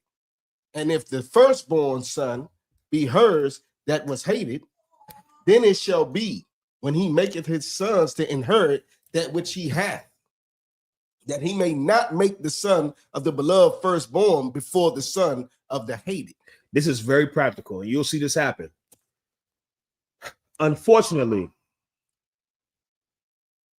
brothers, when you have, let's take it outside. It's just outside of the truth. You got a man that has multiple baby mamas. Which children get treated the best? If you have a man with multiple baby mamas, which children get treated the best? Go ahead, sis. Usually the one he's with. The one he's with. That's just what it is. The one he's with, which is usually the one that he likes more. That's a slight to the children because the children had nothing to do with what their mother did. You understand? If you have your first baby mother, which is really your wife, there's no such thing as baby mother, but your first baby mother, your first wife, she give you a son, and then you have another one after she gives you a son. Just because you with that second one or you like the second one more, you don't get to now change the position of the law. The Bible says your firstborn son is the inheritor of your things. You understand? You don't get to now take that from him because you hate his mother. You can't do that. You are able to do it because of what he does, however, meaning if he has shown you that he is not a good steward for whatever reason as your firstborn son, you are able to say, he's not going to get what I have. I'm going to give it to this son. But you're not able to do that because of his mother's sake. That's why it's in there, because this usually happens. Usually the children get treated based off of the position of their mother with the father. You understand? Go ahead, Shapak. Question. Is I'm just thinking, I ain't looked yet, but is the sepulchre shall not pass from Judah before Genesis 49 or after? That is Genesis 49. That is okay. Yep. So that's what the Bible is saying. Again, it's giving you how to conduct yourself when you have more than one wife. This wouldn't be in here if this was wrong, if this was a sin, if this wasn't our culture. But it was absolutely our culture. And there's a way, there's certain things you have to do. Now, Shapak, give me the New Testament scripture, or you can tell Trooper Leviathan to get it and he can read it for you. Who all we got up in here? If you still in here, type a fire emoji in the chat. If you still in here, type a fire emoji in the chat. Let's see who all we got up in here.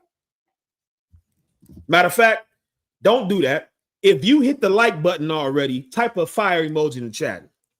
That's what I want to see. If you didn't hit the like button, don't type a goddamn thing. You understand? Keep your comments to yourself. But if you hit that like button already, type a fire emoji in the chat. Let me see the real supporters. I gotta stop calling out all these names because there's a lot of people in here that ain't supporting. If you ain't supporting, you ain't important. Type a fire emoji in the chat if you hit the like button already. That's what I need to see. Who hitting the like button? So I can answer only their questions. It's like, no. Go ahead, Shapak. I was about to say that even thumbs down works. Thumbs down works. It worked, but don't do that. Do what I tell you to do. Hit the thumbs up. Be obedient. Do that. All right, let's see who we got. Let's see who's hitting the thumbs up. Now, don't lie, because you know I can pull it up and see on right here now. If you lied, hurry up and hit the like button, because I'm about to look and see who hit it and who down. You know I can see that on here, right? If you lied, hit the like button real fast, so I won't call you out as a liar, because I'm about to do it after I finish reading. Right? So we got Kasad with Nah, Adolphus Laz, Deandra, Black Dazzle, Shell, Priest and Officer Hawar, Mario Dominguez, Grisha Brown, Big Head 77, Maria, Ida Yana, Young Man DeCarlo, Trooper Batak, Ramak, Arawadia, Barack Wana, Shell, King Zo, Trooper Shalat. Trooper Shalat said, if I may, if your daughter is the oldest, but your son is younger, who has the birthright? The son. It's always the firstborn son. Go ahead. Yeah, do your thing. Juan Guevara, Samuel Manley, right? Most High Christ. Okay. All right. Let's see who was on here lying. Let me find out who was on here capping, lying. Or as I had to say growing up, who telling a story? Who on here fibbing? Who on here telling a fib? Okay. I'm gonna come back to it. I ain't gonna pull your card just yet. Rakaya, I see you. Right. So now what we got? You got the precept of White Thumb? Please, let's read what we got. Matthew chapter 25, verse 1. Then shall the kingdom of heaven be likened unto 10 virgins. Stop right there. Christ is making an analogy, and he's saying the kingdom of heaven, the thing that we are all looking forward to, the thing that we are all living this life the way we're living for. Right. He's saying the kingdom of heaven shall be likened unto what?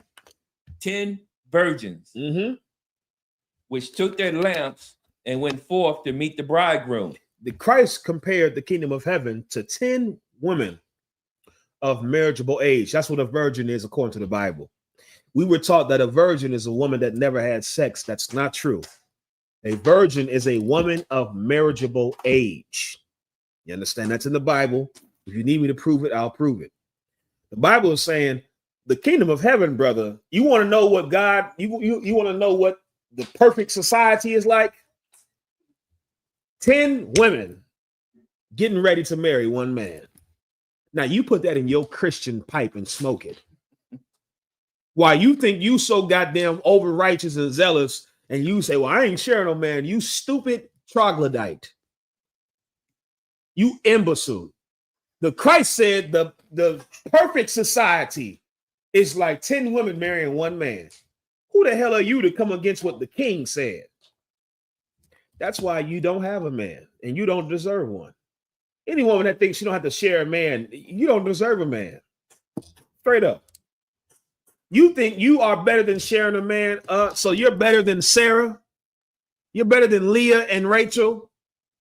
You're better than the mighty women, the virtuous women in the Bible? So you better than them. You better. You so bad and better. You ain't got to share a man. So you better than our foremothers. Shut the hell up. You don't even deserve a man. You deserve cats. You deserve. The kingdom of your house is likened unto 10 cats to one you.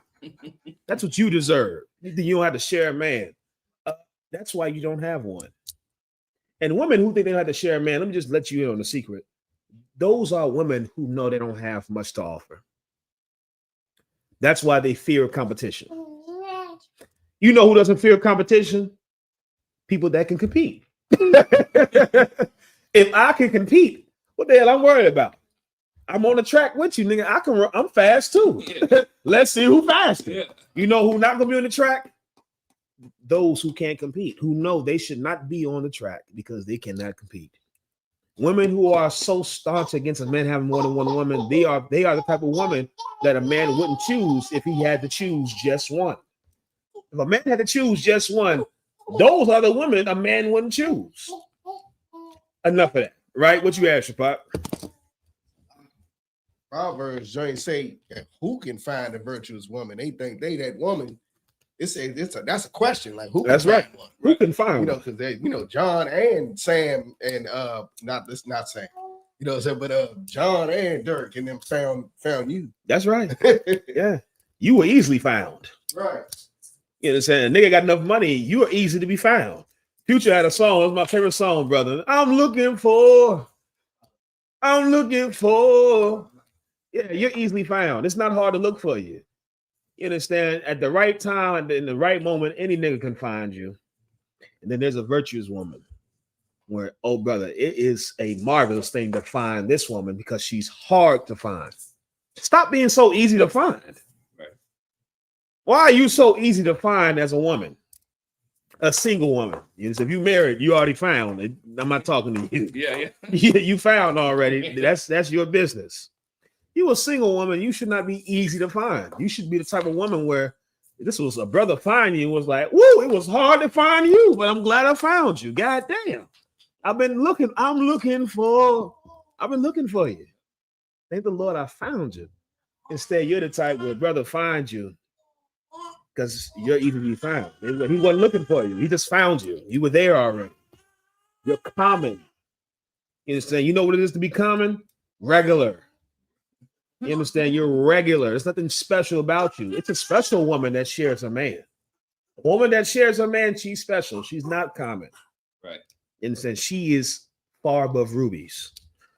Enough of that. Right. So that's what Christ said about the kingdom of heaven, multiple wives. So that's why we can have multiple wives, because the Lord said we can. You understand? It's not a sin. There's nothing wrong with it. You understand? It's our culture.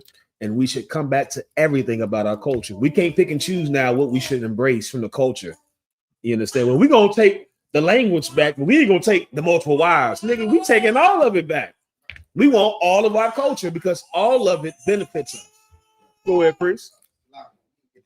Topic like that, but we did have another question. Yeah, look at these questions. The tribe of Dan. The water. Sister asked about the tribe of Dan. Shell asked about the tribe of Dan. Get me.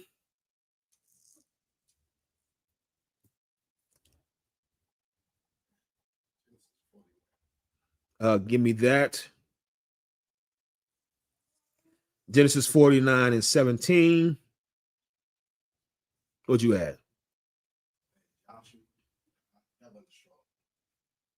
Hold on, wait.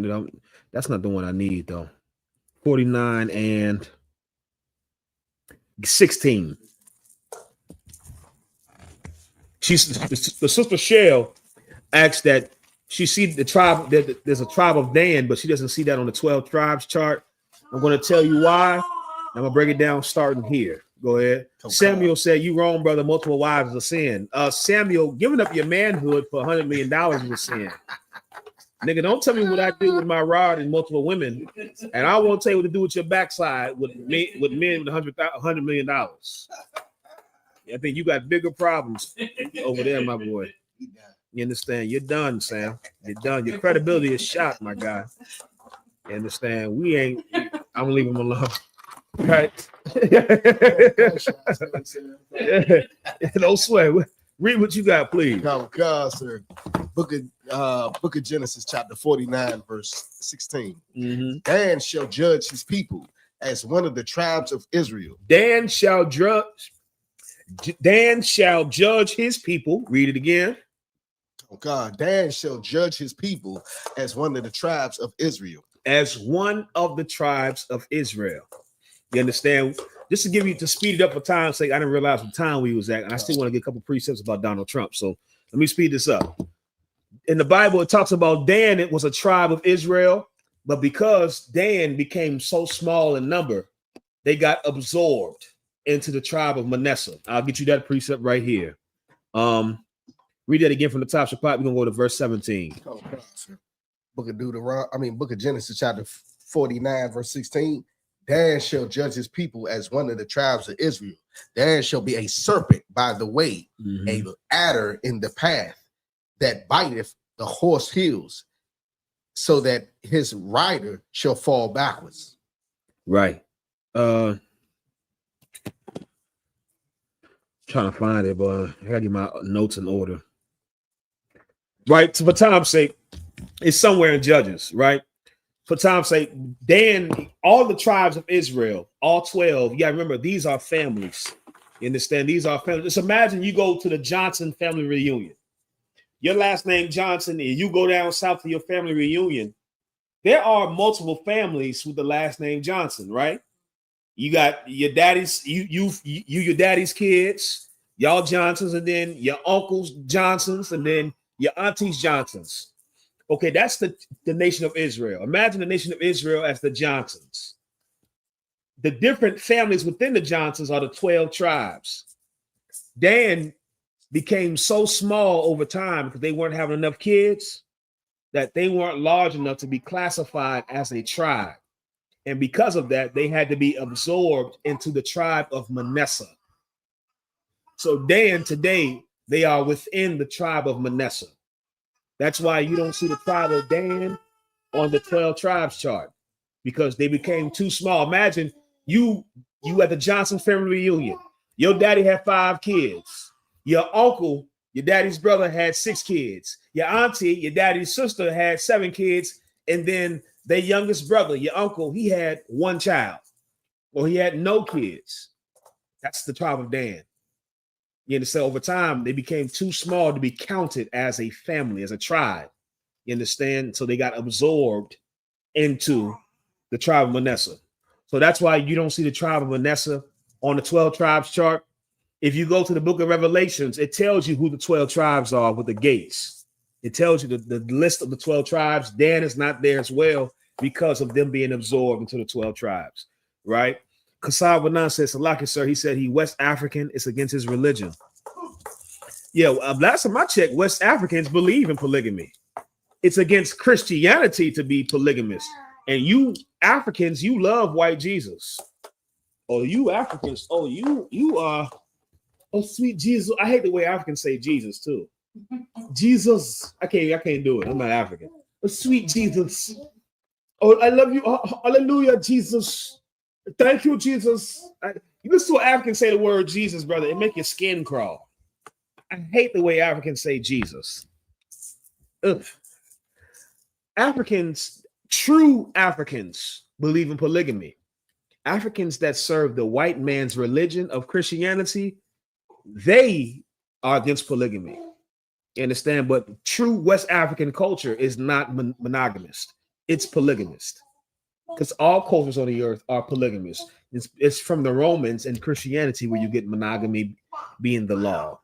You understand? Shalom, Naomi, I see you. Right? Somebody else had a question. Let me get these other questions. Please. I thought you had them ready for me, Shapat.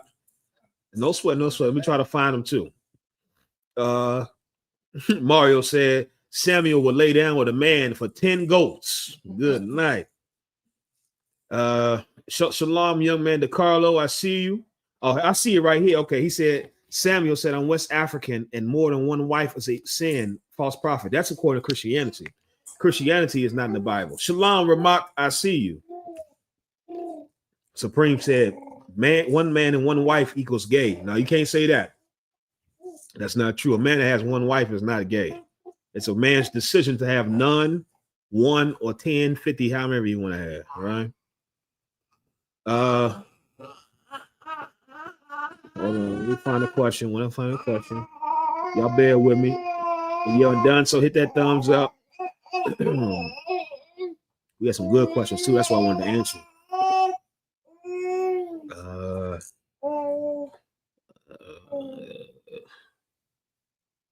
Come on. Okay, I answered the Dan. I answered the 5 brothers. I answered the black and Hispanic women. Was that all of them? That's all the questions? Okay, no sweat. Well, let's get to this topic real quick. I'm going to get quick precepts.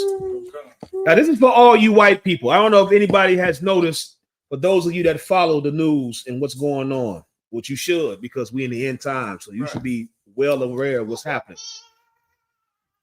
If you remember Donald Trump, when he first got elected, he got elected by promising his voter base that he was going to drain the swamp. He was going to expose and get rid of the deep state, meaning the secret shadow government that's ran by pedophiles and criminals. You understand? And Donald Trump got elected. White people elected Donald Trump believing that he was going to do these things. Here we are 9 years later from 2016. And Donald Trump had the opportunity to reveal the largest pedophile ring in American history through Jeffrey Epstein. You understand? And guess what? Donald Trump said there is no list. The entire time he was running for president, he was talking about how they need to reveal the list. They got to show who's on that list, who's on the flight list that was going to Epstein Island. And then now he has the power to reveal the list, and he doesn't reveal the list. And I know many white people, you are so shocked.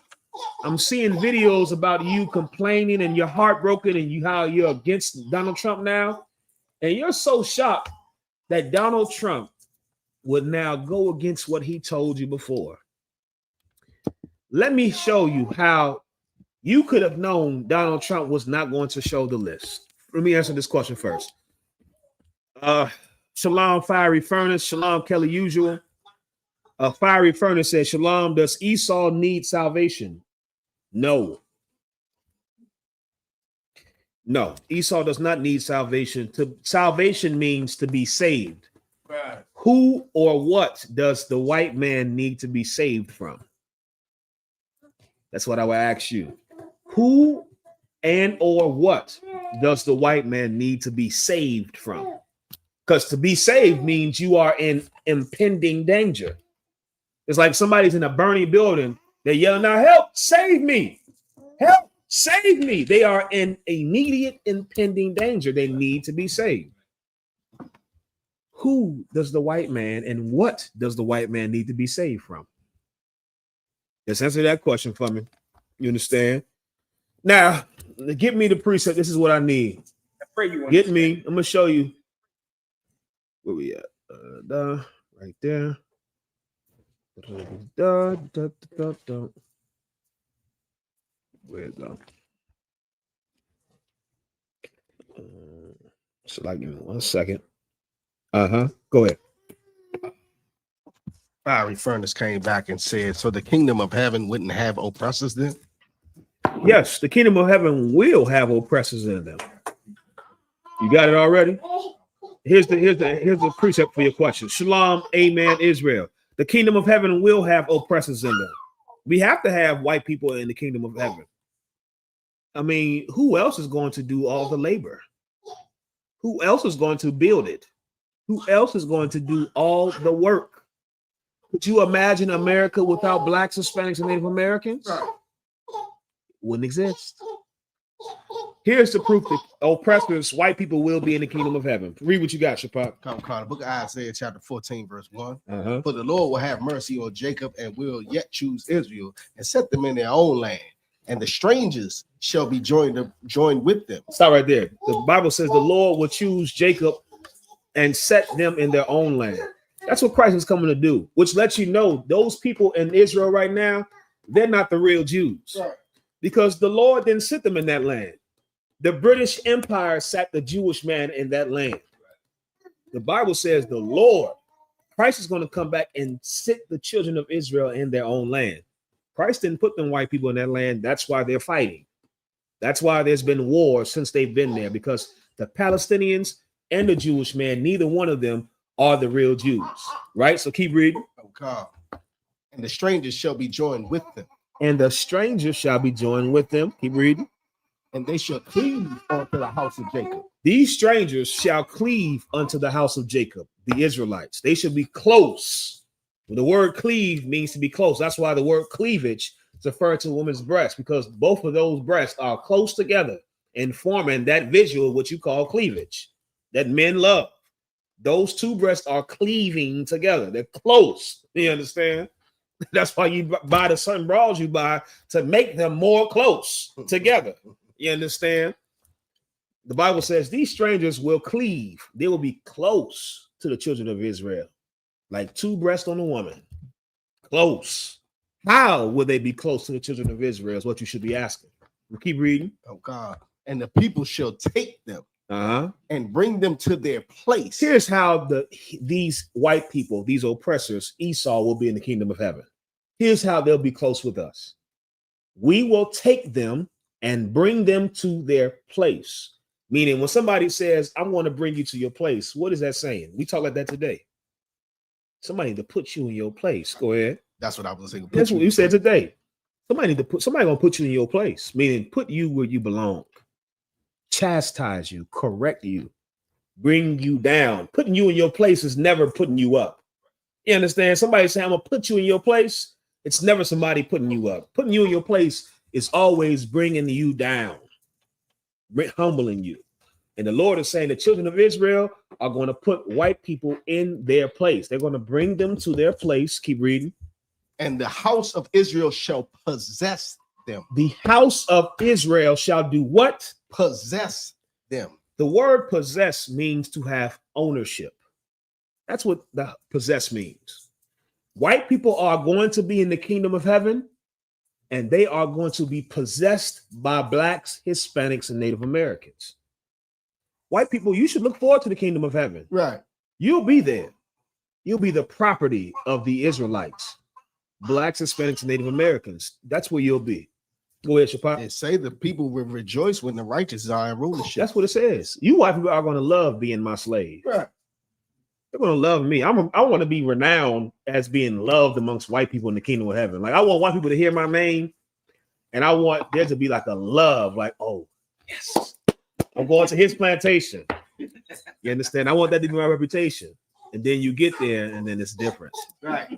That's what I want. I want you to think you hit the jackpot when you go into my plantation, and then you get there, and it's a psych, fakes you out. Get in that coal mine. That's where you eat, sleep, and work.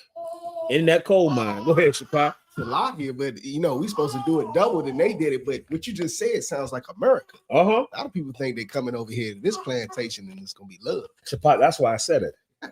That's exactly why I said it. The Hispanics flee, brother. They died crossing the Rio Grande River, trying to get here, thinking off the reputation of America. This is the place where I can find relief. Yes, we're going to America.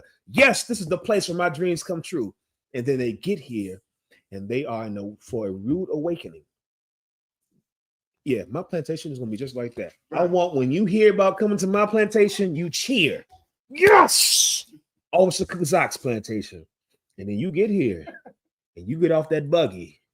You understand? And you walk, and the people leave. I want everybody to leave so they don't spread the word about what's really going on. As soon as they leave, we wave. That's right. Shalom, shalom. As soon as they leave, the realness of where you at kicks in. Nigga, this is a plantation. What did you think?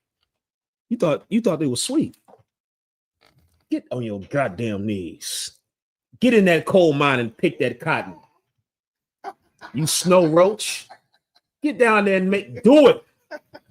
Brother, all my slaves getting a whipping just to get acclimated off the top. You understand? They're going to have to cut their hair. Excuse me, they're not going to cut their hair. They're going to have to take showers. They're going to get their hair braided.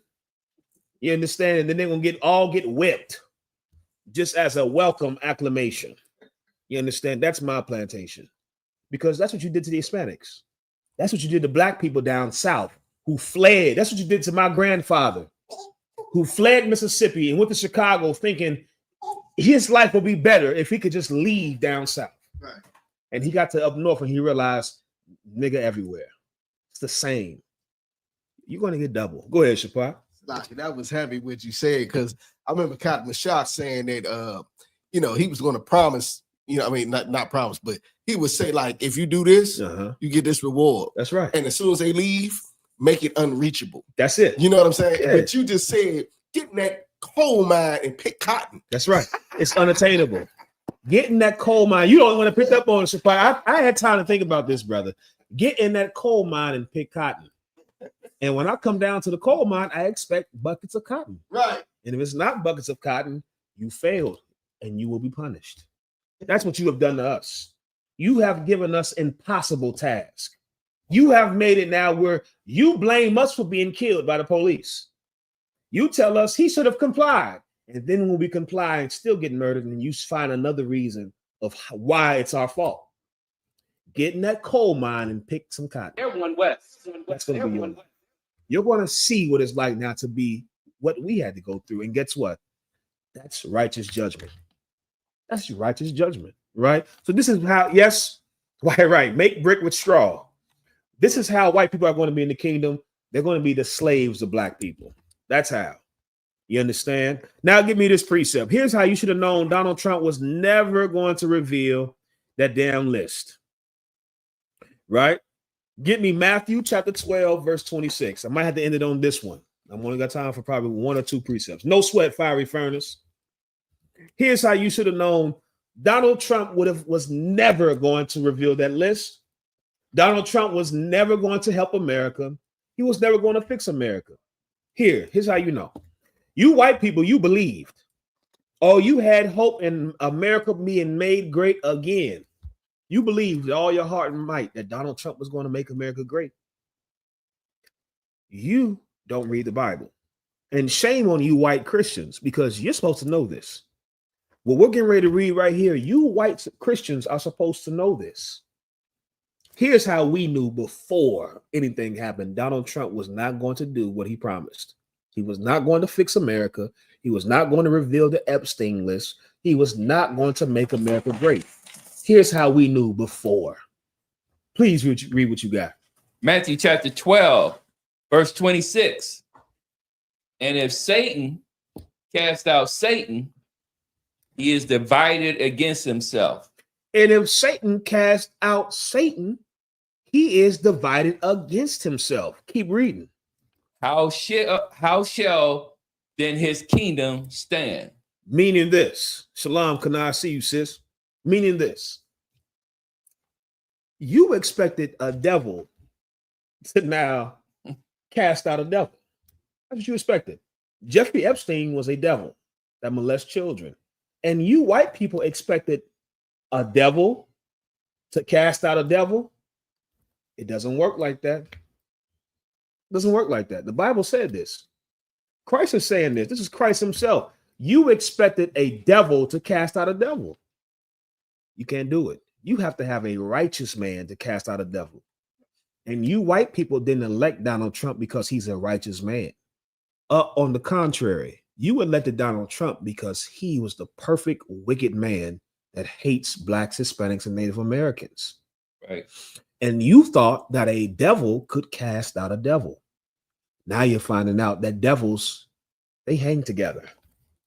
And Donald Trump and Jeffrey Epstein, they hung out together. They were friends. They were buddies. Donald Trump was on the flight, the Lolita Express. He was on that plane. He's been to the island, and he's on the list. And that's the only reason why he's not revealing the list. His name was probably at the top of the goddamn list. But you white people, you're so goddamn stupid. You're stupid. And your pride have deceived you, because you have believed your people to be so right for so long that you white people know how evil you are, but still you expected righteousness from evil. Doesn't happen. Satan can't cast out Satan. You understand? Go ahead, Shapai. Precept 2, you want it? Please, what you got? Book of Mark, chapter 3, verse 25. And Jesus knew their thoughts and said unto them, every kingdom divided against itself is brought to desolation, and every city or house divided against itself shall not stand. This is what Christ is saying. You understand? Every kingdom divided against itself, you understand, it's brought to desolation. And a house divided can't stand. Donald Trump is in the same house as Jeffrey Epstein. They're the same. In order for Donald Trump to go against Jeffrey Epstein, brother, it would mean the fall of America. It would mean the fall of the government. And that's why you can never expect any politician to do the right thing in America, because a house divided against itself cannot stand.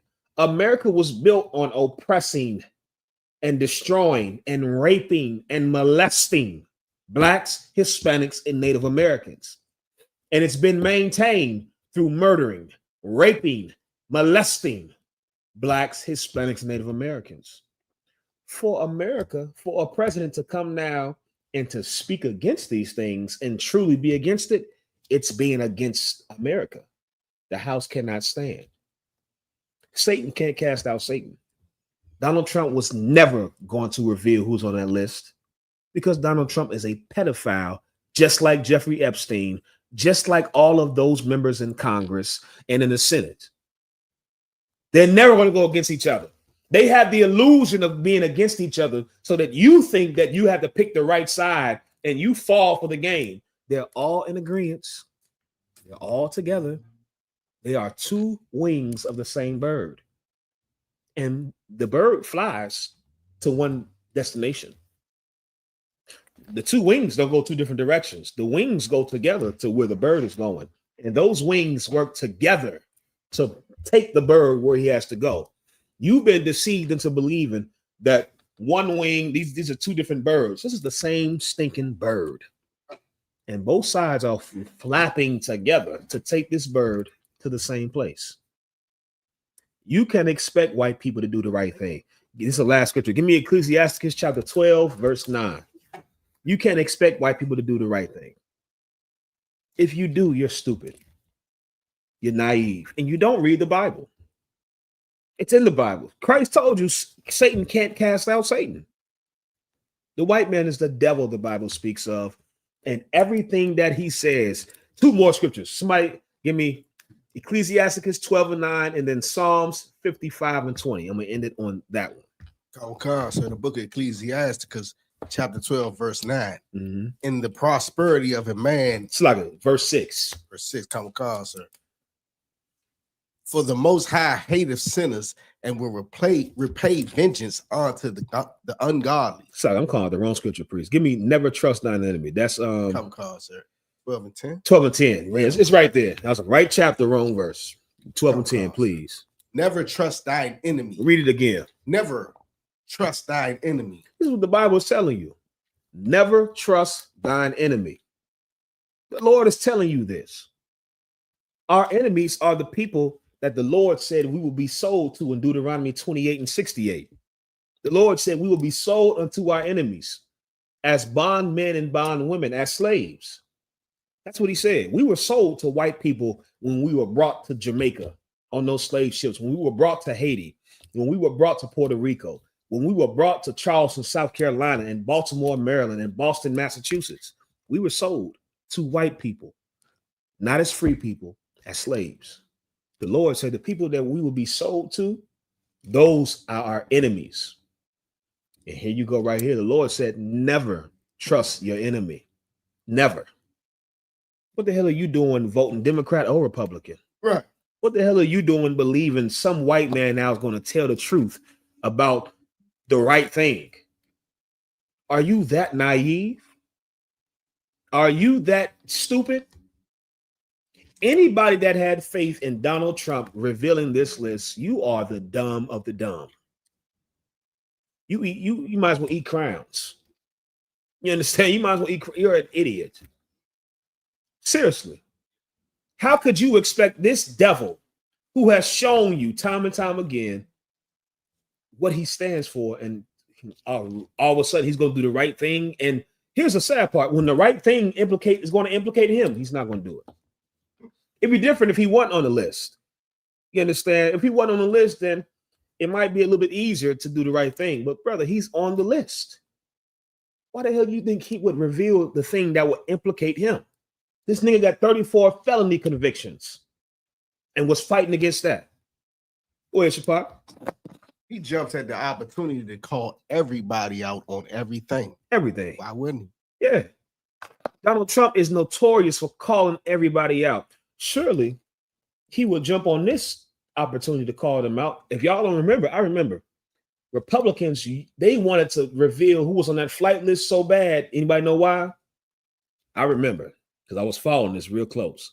Why were Republicans so adamant about revealing who was on Jeffrey Epstein's flight list? Why were they so adamant about that being revealed? You would have had to have been following this to know why Republicans were so adamant about revealing who's on that list. Anybody know why? Probably could I get a water bottle real quick, please? Why? Why were Republicans so adamant about revealing who was on that goddamn flight list? Go ahead, Shapop. Small hats. Kind of, but not all the way. I'll give it to you for time's sake, because there were known Democrats who were on there. Bill Clinton, Chelsea Clinton, Barack Obama. And you Republicans, you were foaming at the mouth about revealing all the people that were on that list because you thought it would be better for you and your party, because surely no Republicans were on there. Show us the list. Show us the list. You knew Bill Clinton and Hillary Clinton were on there, so you wanted the whole list to be revealed so people can find out for sure this is who was on it. You never anticipated that your beloved Trump is the same as Bill Clinton. It's the same as Hillary Clinton. It's the same. They're all together. You never even considered or fathomed that, did you? You thought Donald Trump was the anomaly. I can't even say the damn word, anomaly. That's what you thought he was. The outlier. He's not. You thought you really believed him when he said, we're going to drain the swamp. We're going to get rid of the deep state. You believed that, didn't you? You're a dummy. And if you're Black, Hispanic, or Native American and you believe that, you are a dummy squared. You're a dummy to the 10th power, because what do you believe in a white man about anything for? The Bible said, never trust thine enemy. You understand? Please read what you got. Psalms 55 and 20. Psalms 55, verse 20. He hath put forth his hands against such as be at peace with him. Right. He has broken his covenant. It's not right there. The Bible says he hath put his hands against those that be at peace with him. This is describing the white man. White people are cowards. And you don't fight people who are willing to fight. You fight people that are trying to be peaceable with you. You fight people that are not a worthy fight. But you portray yourself in the movies as heroes and brave and valiant and defender of the weak and defender of the poor, when you're everything opposite in your movies. You prey on the weak. You harm the poor. You look for easy targets and victims. You go to war with people who are trying to be at peace with you.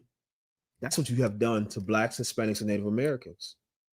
We have done nothing to white people to justify the way you've been treating us.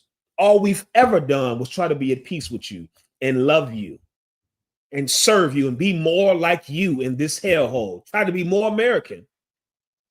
And still, it's not good enough. You return our love for hatred. This is the Bible saying you. This is describing you. You have been at war with them, that you have put your hands against them that have been at peace with you. You have broken every covenant. This is describing exactly what you have done. The Native Americans allowed you to live here and taught you how to live and were peaceable with you and made treaties with you. And you broke every single covenant with the Native Americans. Every single one. Every promise you made to black people, you broke. You promised the black World War II veterans they would get the GI Bill, and none of the black veterans got the GI Bill. The very bill that allowed white veterans to become part of the middle class, which established the middle class in America. Black people didn't take part in that. You put it in the contract, this is what you get as a veteran, and black people didn't get it. You break every single covenant. You're not a man of your word. You say things and you don't intend on honoring it. It's no surprise that Donald Trump made you stupid white maggots. You understand? Maggots as in MAGA. You understand? Make America Great Again. I call them the maggots. You understand? You stupid white Make America Great Again maggots. He made you a lot of promises. It's no surprise he didn't honor any of those goddamn promises. You idiot. He said we're going to build the wall. The wall, that went out the window. The wall never was finished. And you forgot all about that. The wall is still incomplete. That's how the Hispanic brothers and sisters are able to get over here. Because the wall is not complete. You forgot all about it. He took your focus somewhere else. Another failed promise. He promised he was going to do this. He promised he wasn't going to send the troops to war. They bombed up Iran. He promised he was going to show the Epstein list. The Epstein list doesn't exist. You're an idiot. White people can't be trusted.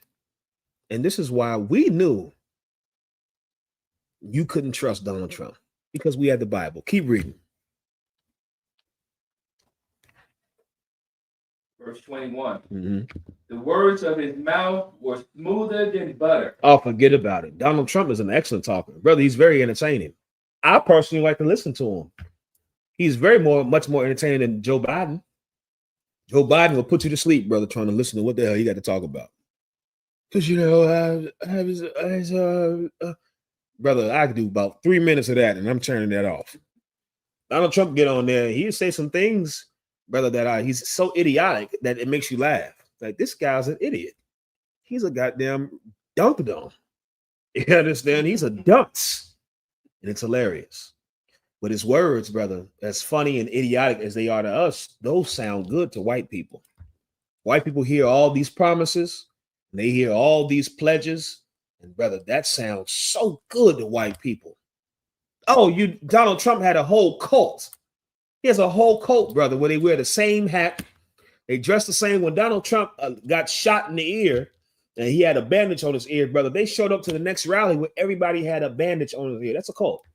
It's a cult. You understand? That's right, Trooper Shalat. He's an orange clown. Yeah. You white people loved what Donald Trump said. It sounded so good to you. Smooth. Keep reading. But war was in his heart. That nigga knew he wasn't releasing a goddamn thing. You don't think Donald Trump knew he was on the list?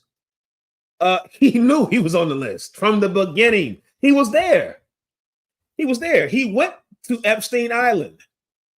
You understand? He went and flew on the plane. He was around the little girls with Jeffrey Epstein. You don't think he knew he was on the list when he first promised to expose the list? You dummy white people. His words were smooth, but war was in his heart. He had no intention of showing that goddamn list. Ever. No intention. But he knew what to say to make you believe him. And you idiots, you dummy. What's that Simpson character? He always like, ah. That's how I feel. I wish white people can see this. You're an idiot.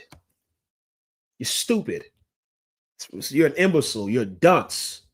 What other words I can come up with? You're just dumb. You believed them. And he played you. He played you like a fiddle. Keep reading. His words were softer than oil. His words were softer than oil. Smooth, man. Slick, smooth. He said all the right things.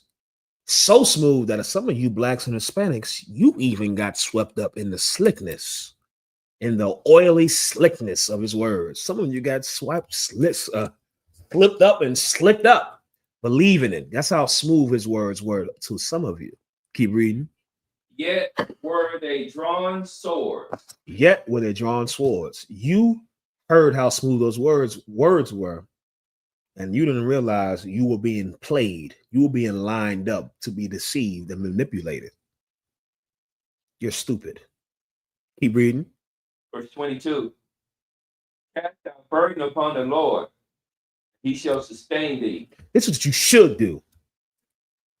Blacks, Hispanics, and Native Americans, white people, you don't have a Lord. You don't have a God. I hate to break it to you. That's why you make Donald Trump your God, because you don't have a God. We have a God, and you're going to serve our God, but you don't have one. You understand? If you're Black, Hispanic, or Native American, here's what you, at the water, Mario Dominguez, idiotas. Idiotas. You understand? It's stupido. You understand? Reductodon.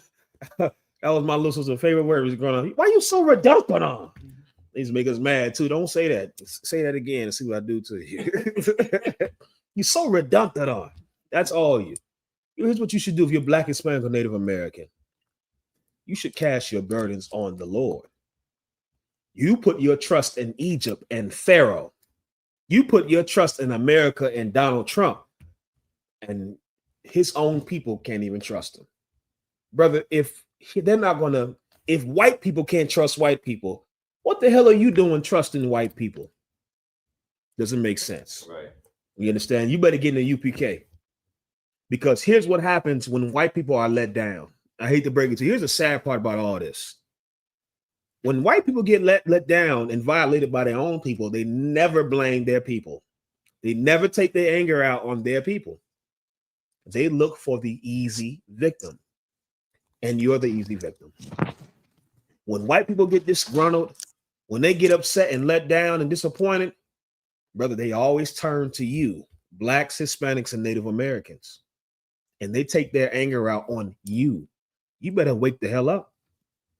You think white people gonna let down their Lord and Savior turn on them? Brother, there's white people right now plotting and planning. Mark my words, as a prophet of God under Commander General Yahanna, through the Spirit of Christ. Mark my words. There are going to be attacks on Blacks and Hispanics because of what Donald Trump has done to white people.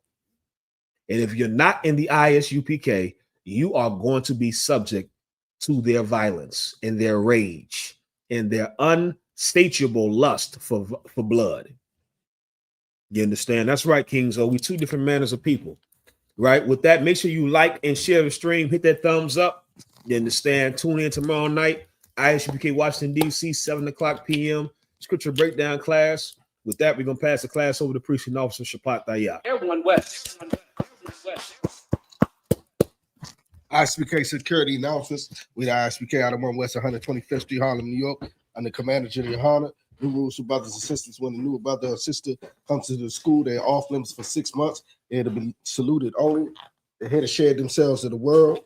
After another 6 months, if the brother or sister has an interest in a particular person, he or she must get permission from the head to speak to a brother or sister. There's another 6 months in which the brother or sister will court each other. After this 6 month period, the brother or sister will get permission from the head to marry. Tithes, which is the commandment. You can find this in the book of Numbers, chapter 18, verse 21. The book of Malachi, chapter 3, verse 8 through 10. Means 10th in Hebrew and is pronounced by Aishur. 10% of every penny of any increase the Lord gives you, if the treasury department or teacher, please fund free will offering for priests, whatever amount you would like to give. Upcoming holy convocation.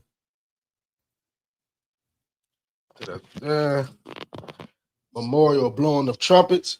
First day of the 7th month. Sunday, this 21st of September, you find 2025. You'll find this in the book of Leviticus, chapter 23, verse 24 through 25. We also are still in cookout season. Quick, grab that for you. Here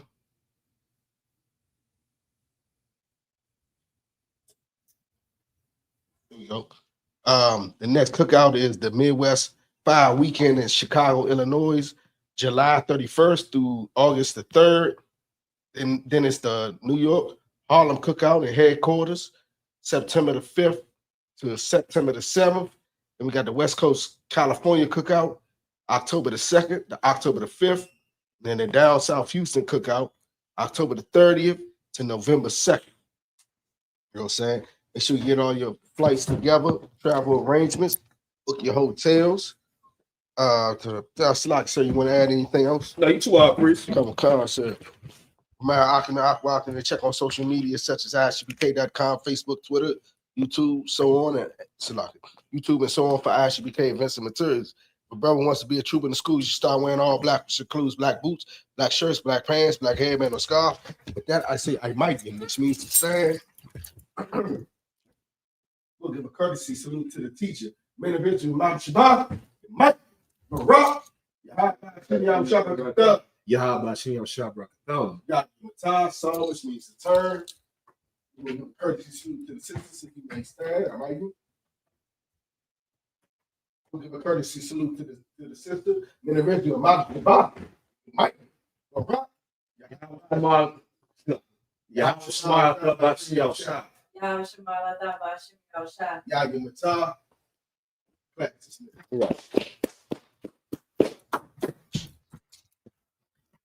Israel, y'all make sure y'all tune in tomorrow night. Black Watch Commander Yahanna on the real General Yahanna on YouTube. It's gonna be an excellent show. Y'all make sure y'all tune in tomorrow night. Excellent show coming towards you. And then the scripture breakdown class, the I.S.U.P.K. DC, here 7 p.m. Understand? With that, we out of here. Shalom.